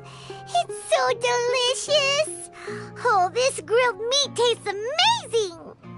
The food was specially prepared for you by everyone in the Grand Bazaar. And we have gifts that were sent by the residents of Sumeru City when they heard we were holding a feast.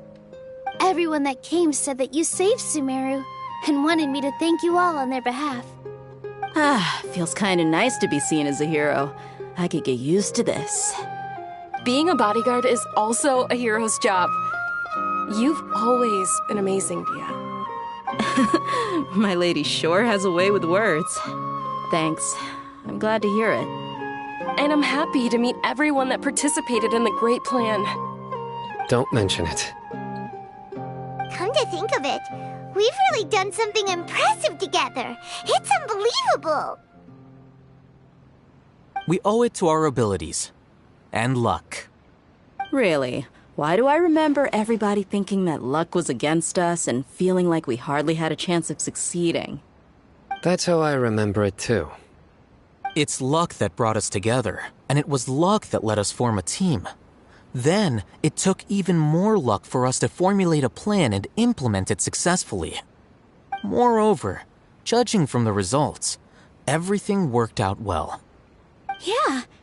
Everyone gave it their all when it mattered most. It was almost like a performance. We took the stage and put on our best show. Everyone played their part, and thanks to everyone's efforts, the performance was a great success. So, would you say we're good actors too? It's such a blessing that Lesser Lord Kusanali was able to return to power at the Academia. Yes! Even after being abandoned and neglected so many times, she's finally returned.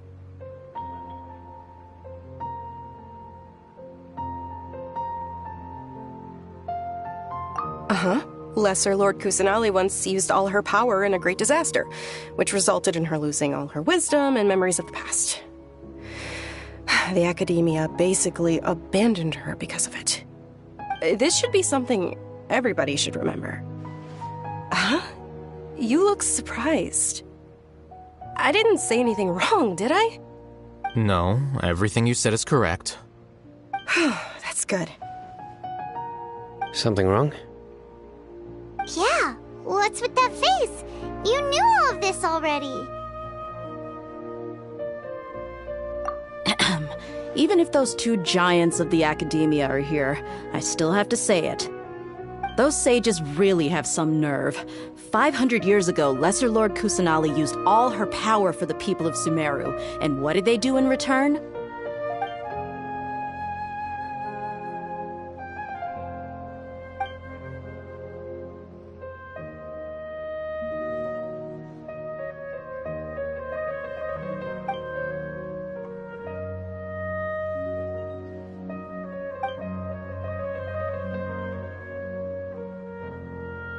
If you bite the hand that feeds you, don't act surprised when it turns into a knuckle sandwich, right, Sino?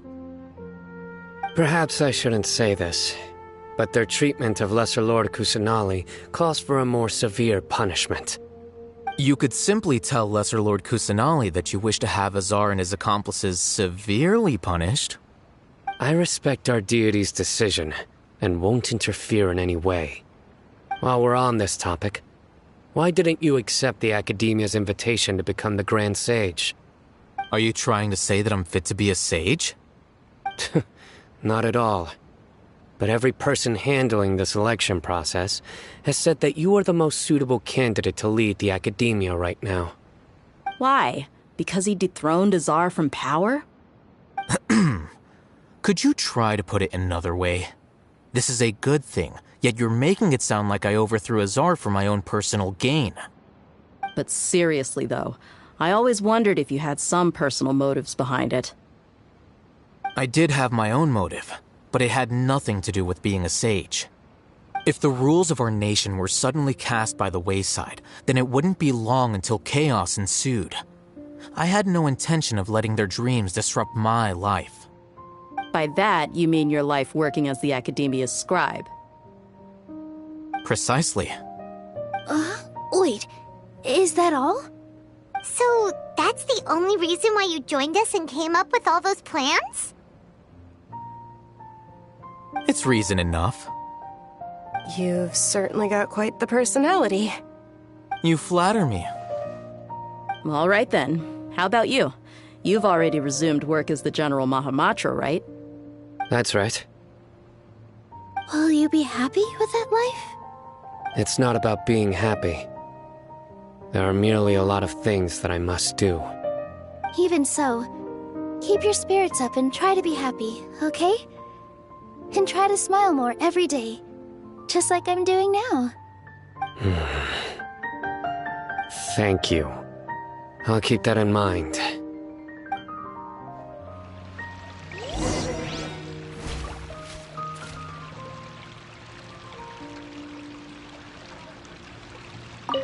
I seldom participate in such lively gatherings, but the atmosphere here is quite good.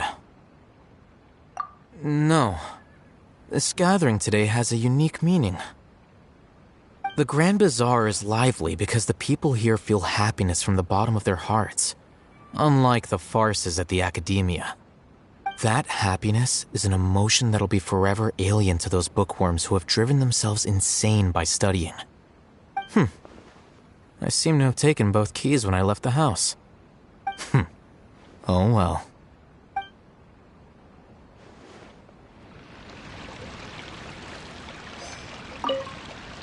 My lady, the grilled meat over there is delicious. Have you tried it? Yes, I also tried some fruit just now. Oh, they're very sweet. What an amazing place to relax. No wonder everybody likes to rest at the Grand Bazaar. You said it. Oh, look who else is here. Hello. Oh, I'm so happy Nilou invited everybody. Oh, now I have the chance to meet all the heroes. Hey, less of that polite chit-chat and more eating and drinking. The feast is about having fun, not stuffy formalities.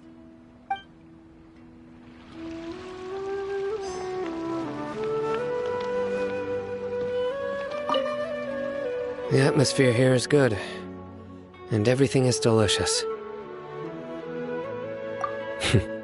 Yeah. I don't often come to such places, but it feels quite good. I have a lot to handle these days. Otherwise, I could show you around.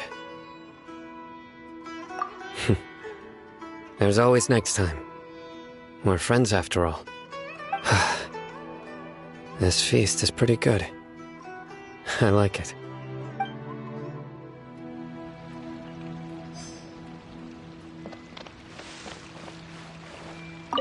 Ah, there you are, traveler. Well, how is it? Are you enjoying the feast today? If there's any... That's good. It's the first time I've ever invited so many exceptional people to one place. I was a little nervous myself. You see, every guest here is quite extraordinary. It's unbelievable that we've got everyone together here. Almost like a fairy tale. Make sure you live it up tonight. I'll be happy as long as you're enjoying yourselves.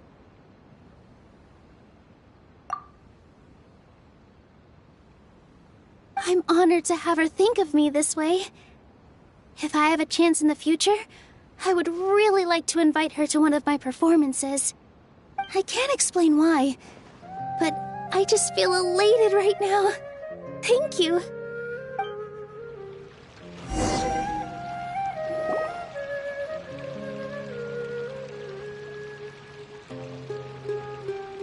Hey, what's wrong? Your head is starting to droop.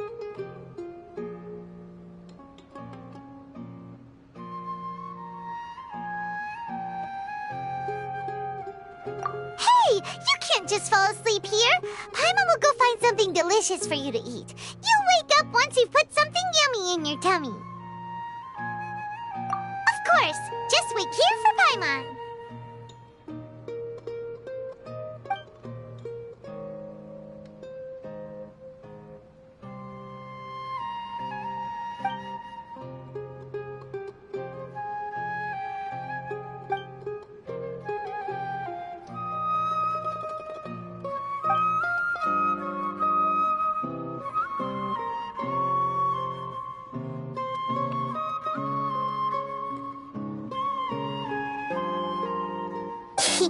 It's me.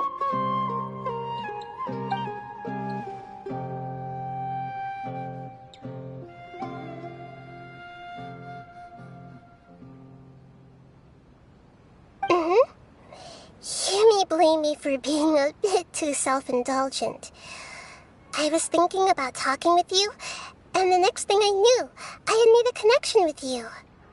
The connection between us is amazing. It's like flora and the fence it grows upon.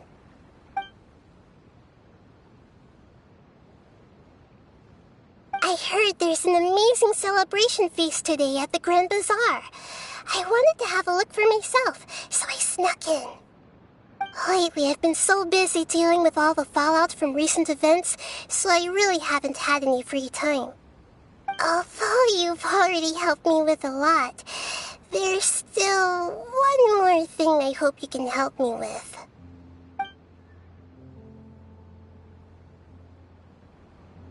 Please say thank you to everyone for me.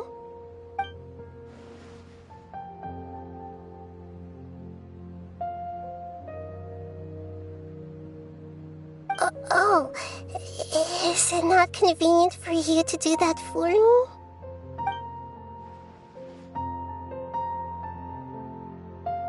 But if I just show up all of a sudden, people will become all quiet and stiff, won't they? What if I end up scaring them and ruining this wonderful feast? That'd be the last thing I want.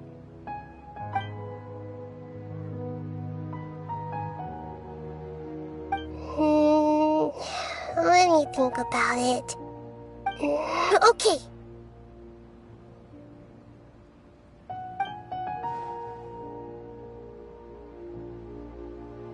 Yes, I have.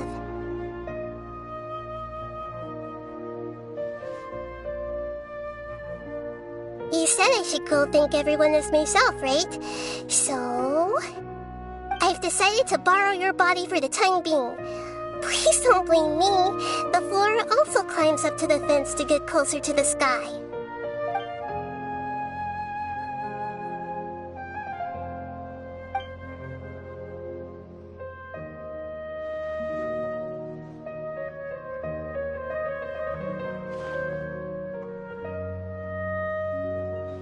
Everyone!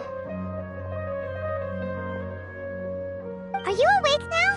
Paimon was just about to bring you the food. It's me. Huh? That voice. Nahida? Hold up. What's going on? I didn't expect to have a conversation with the consciousness of Lesser Lord Kusanali in the Grand Bazaar. Interesting. Is this also a part of the feast? No, of course not. Are you Lesser Lord Kusanali? Hello, Nilou. You know who I am? Yes, I already know every one of you. Nilou, Alhaitham, Cyno, Dia, Paimon, and Dunyarzad.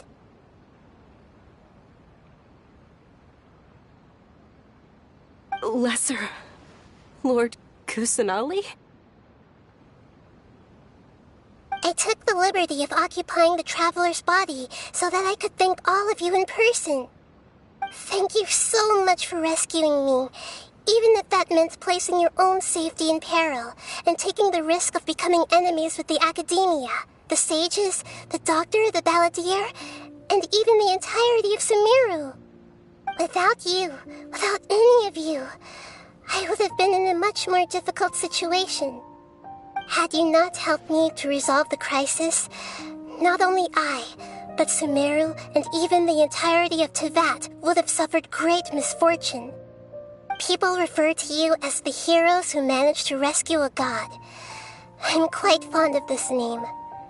It not only explains your identities, but also bears witness to your relationship with me. Please, allow me to present to you my most sincere gratitude. Lesser Lord Kusanali, you have done so much for Sumeru, and I didn't even have a chance to do anything for you. You don't have to do this. Dunyarzad, the suffering you endured during your illness is also proof of you being with me and praying for me. Thank you. You don't need to be so ceremonious. It's always been my duty to protect you. This is how the relationship between the Academia and Dendro Archon should be. We just did what was necessary and set things back on the right path. You're an Archon, but you act so humble. You really don't need to be so polite with us.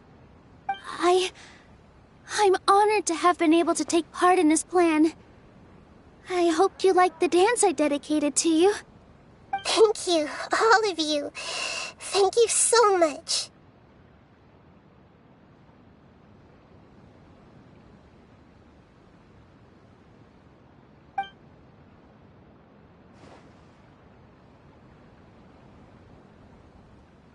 Yeah.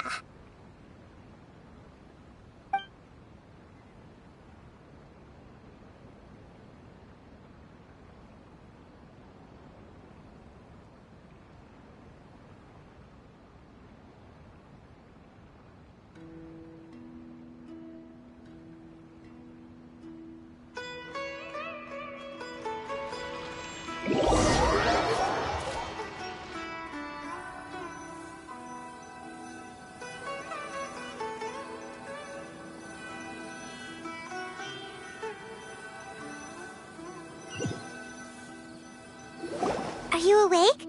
Did you rest well?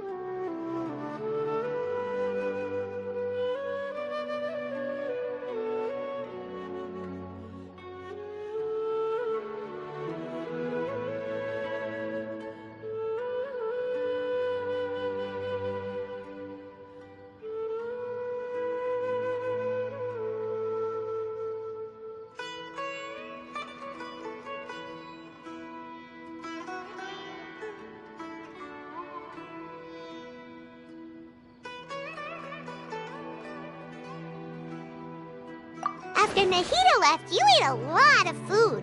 You've become a glutton. That just means you still have a lot to learn from Master Paimon, the Sage of Gluttony. Alright, since you're awake now, should we go and have a chat with Nahida?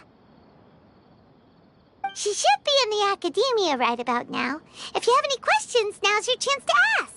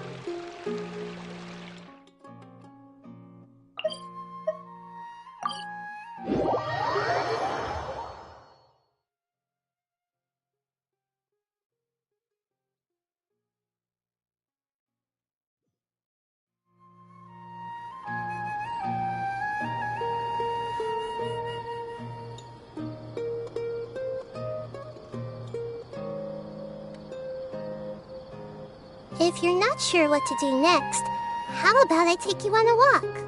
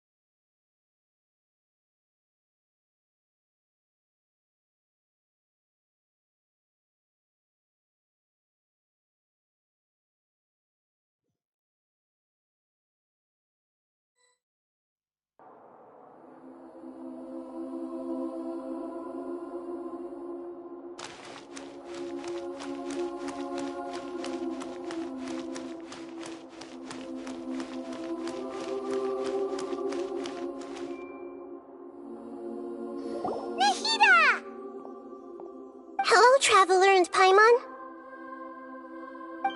What a fantastic night! I'm still immersed in all the happiness and joy, like a candle floating on water. So are we, and that's why we're here to talk with you. Is there anything you want to know?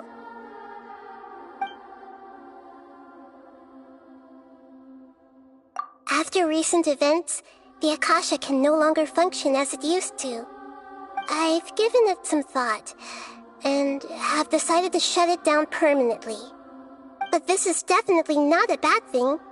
Even from the beginning, I've been planning to shut it down. The Akasha's centralized administration of knowledge has always restrained people's curiosity and curtailed the number of paths available to them. I don't think this is good for Sumeru.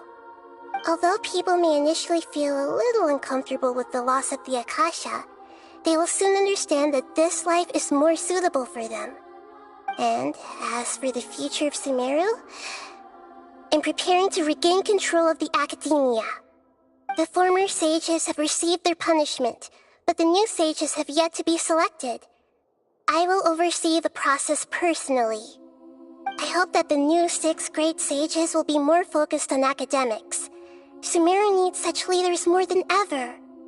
The other big issue is the people of King Deshret. All the residents of the desert, in fact. They have been mistreated for far too long. I've already taken some measures to address this. It will take some time to rebuild everything, but no matter if it's culture, friendship, or trust, we will rebuild it.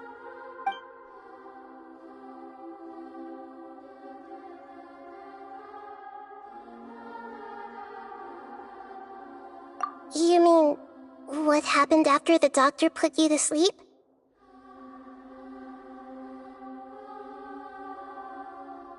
Not exactly. The top-ranked Fatui Harbingers, up to number 3, possess power comparable to that of gods. I was no match for him in that kind of situation. However, in spite of the bad situation, I still managed to make a fair deal with the doctor. I'm sure you remember the entity that changed your fate, the Heavenly Principles. In fact, the Heavenly Principles has been quiet since the Conria disaster 500 years ago. I used this point as leverage against the doctor.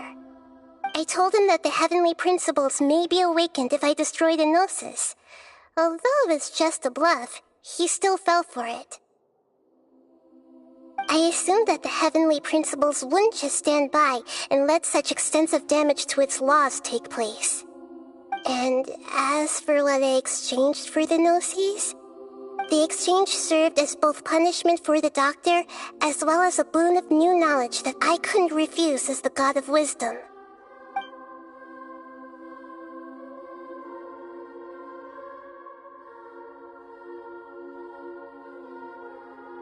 He's still in a coma.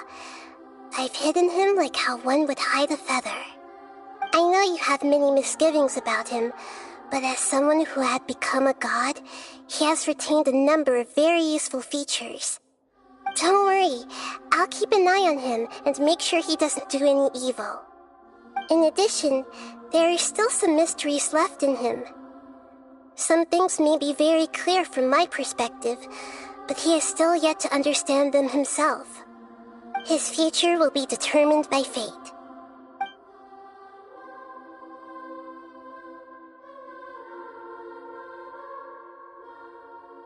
Is that where you're headed next? Fontaine, the Nation of Justice? As far as I know, that nation operates in a judicial system. Does their Archon personally judge people? No, there's a Chief Justice in Fontaine. Generally speaking, the Hydra Archon, Focalor, won't preside over individual trials. However, even then, Focalor will still make herself present at just about every trial. It seems that she just likes to immerse herself in that sort of atmosphere. As Archon, she still reserves the right to influence the final verdict. Anyway, let's just say she's got, a very unique personality.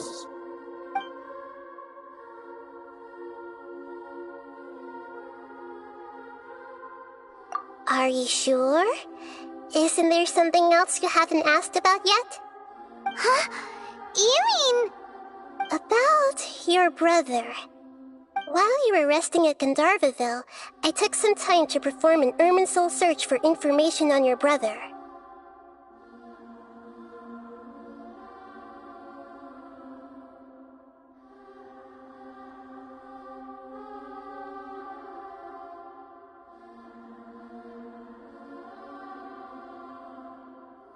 Yeah! Isn't Irminsul a repository for all the information and memories of Teyvat? So there shouldn't be anything on her or her brother. This is true in your case. Irminsul indeed does not have any information on you. However, there must be something different about your brother. Because, as it turns out, the world has recorded information on him after all. What? There's only one possible explanation. He belongs to this world.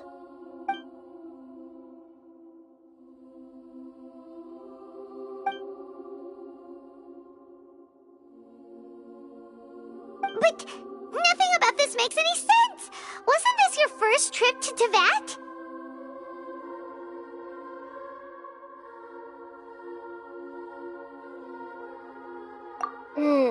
According to the records I was able to access, your sibling suddenly appeared in Khaenri'ah. After the Khaenri'ah disaster, he began his journey through the 7 nations of Teyvat. But just as his journey was about to reach its conclusion, the Irminsul records on him suddenly become fuzzy. What do you mean, fuzzy? Did something happen to him?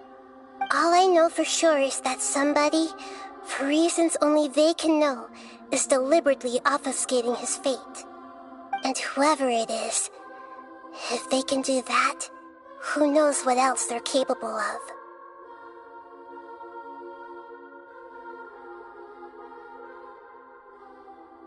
But even that wouldn't explain how he somehow comes from this world. Something else I noticed was that according to these records, the Fatui have not classified your sibling as one of the Descenders.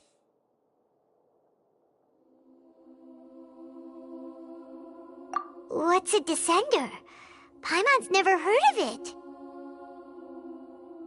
Look, I'm sure you must be curious about the information I received from the Fatui in return for my gnosis, right?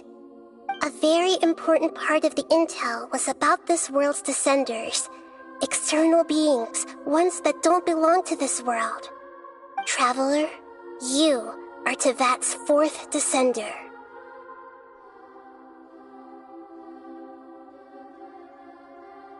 Huh?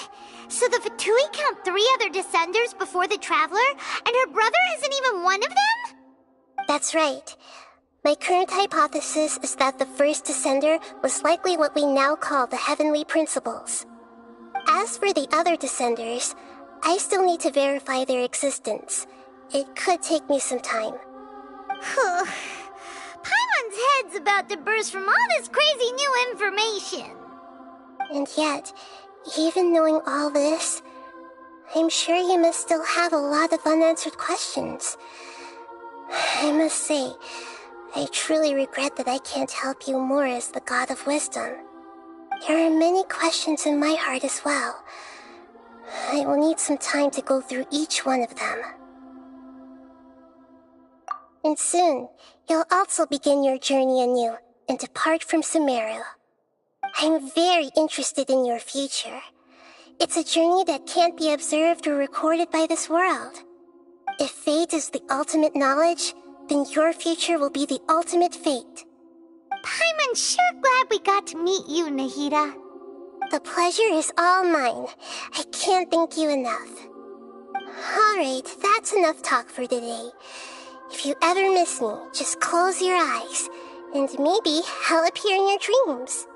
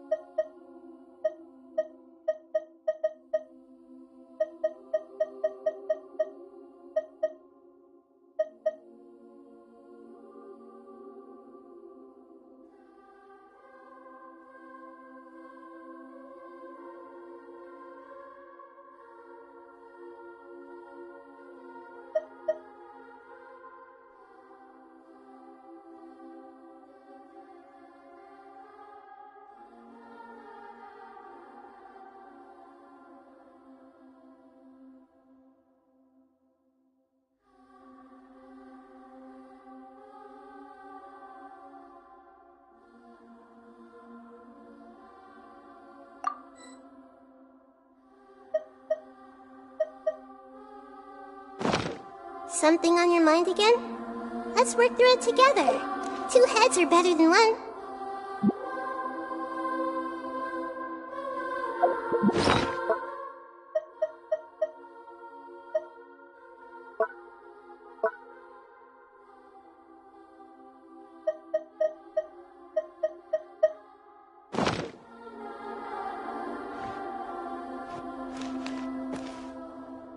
Everyone hold hands!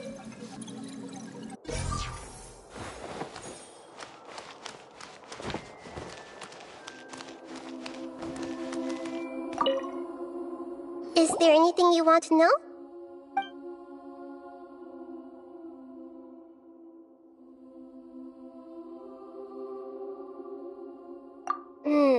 According to the records I was able to access, your siblings suddenly appeared in Conria. After the Conria disaster, but just as... What do you... All I know for and whoever it is. But... Something else I noticed was that... What's a Look, a very traveler. You. Huh? That's right. As for the other... And yet, there are many questions in my heart as well.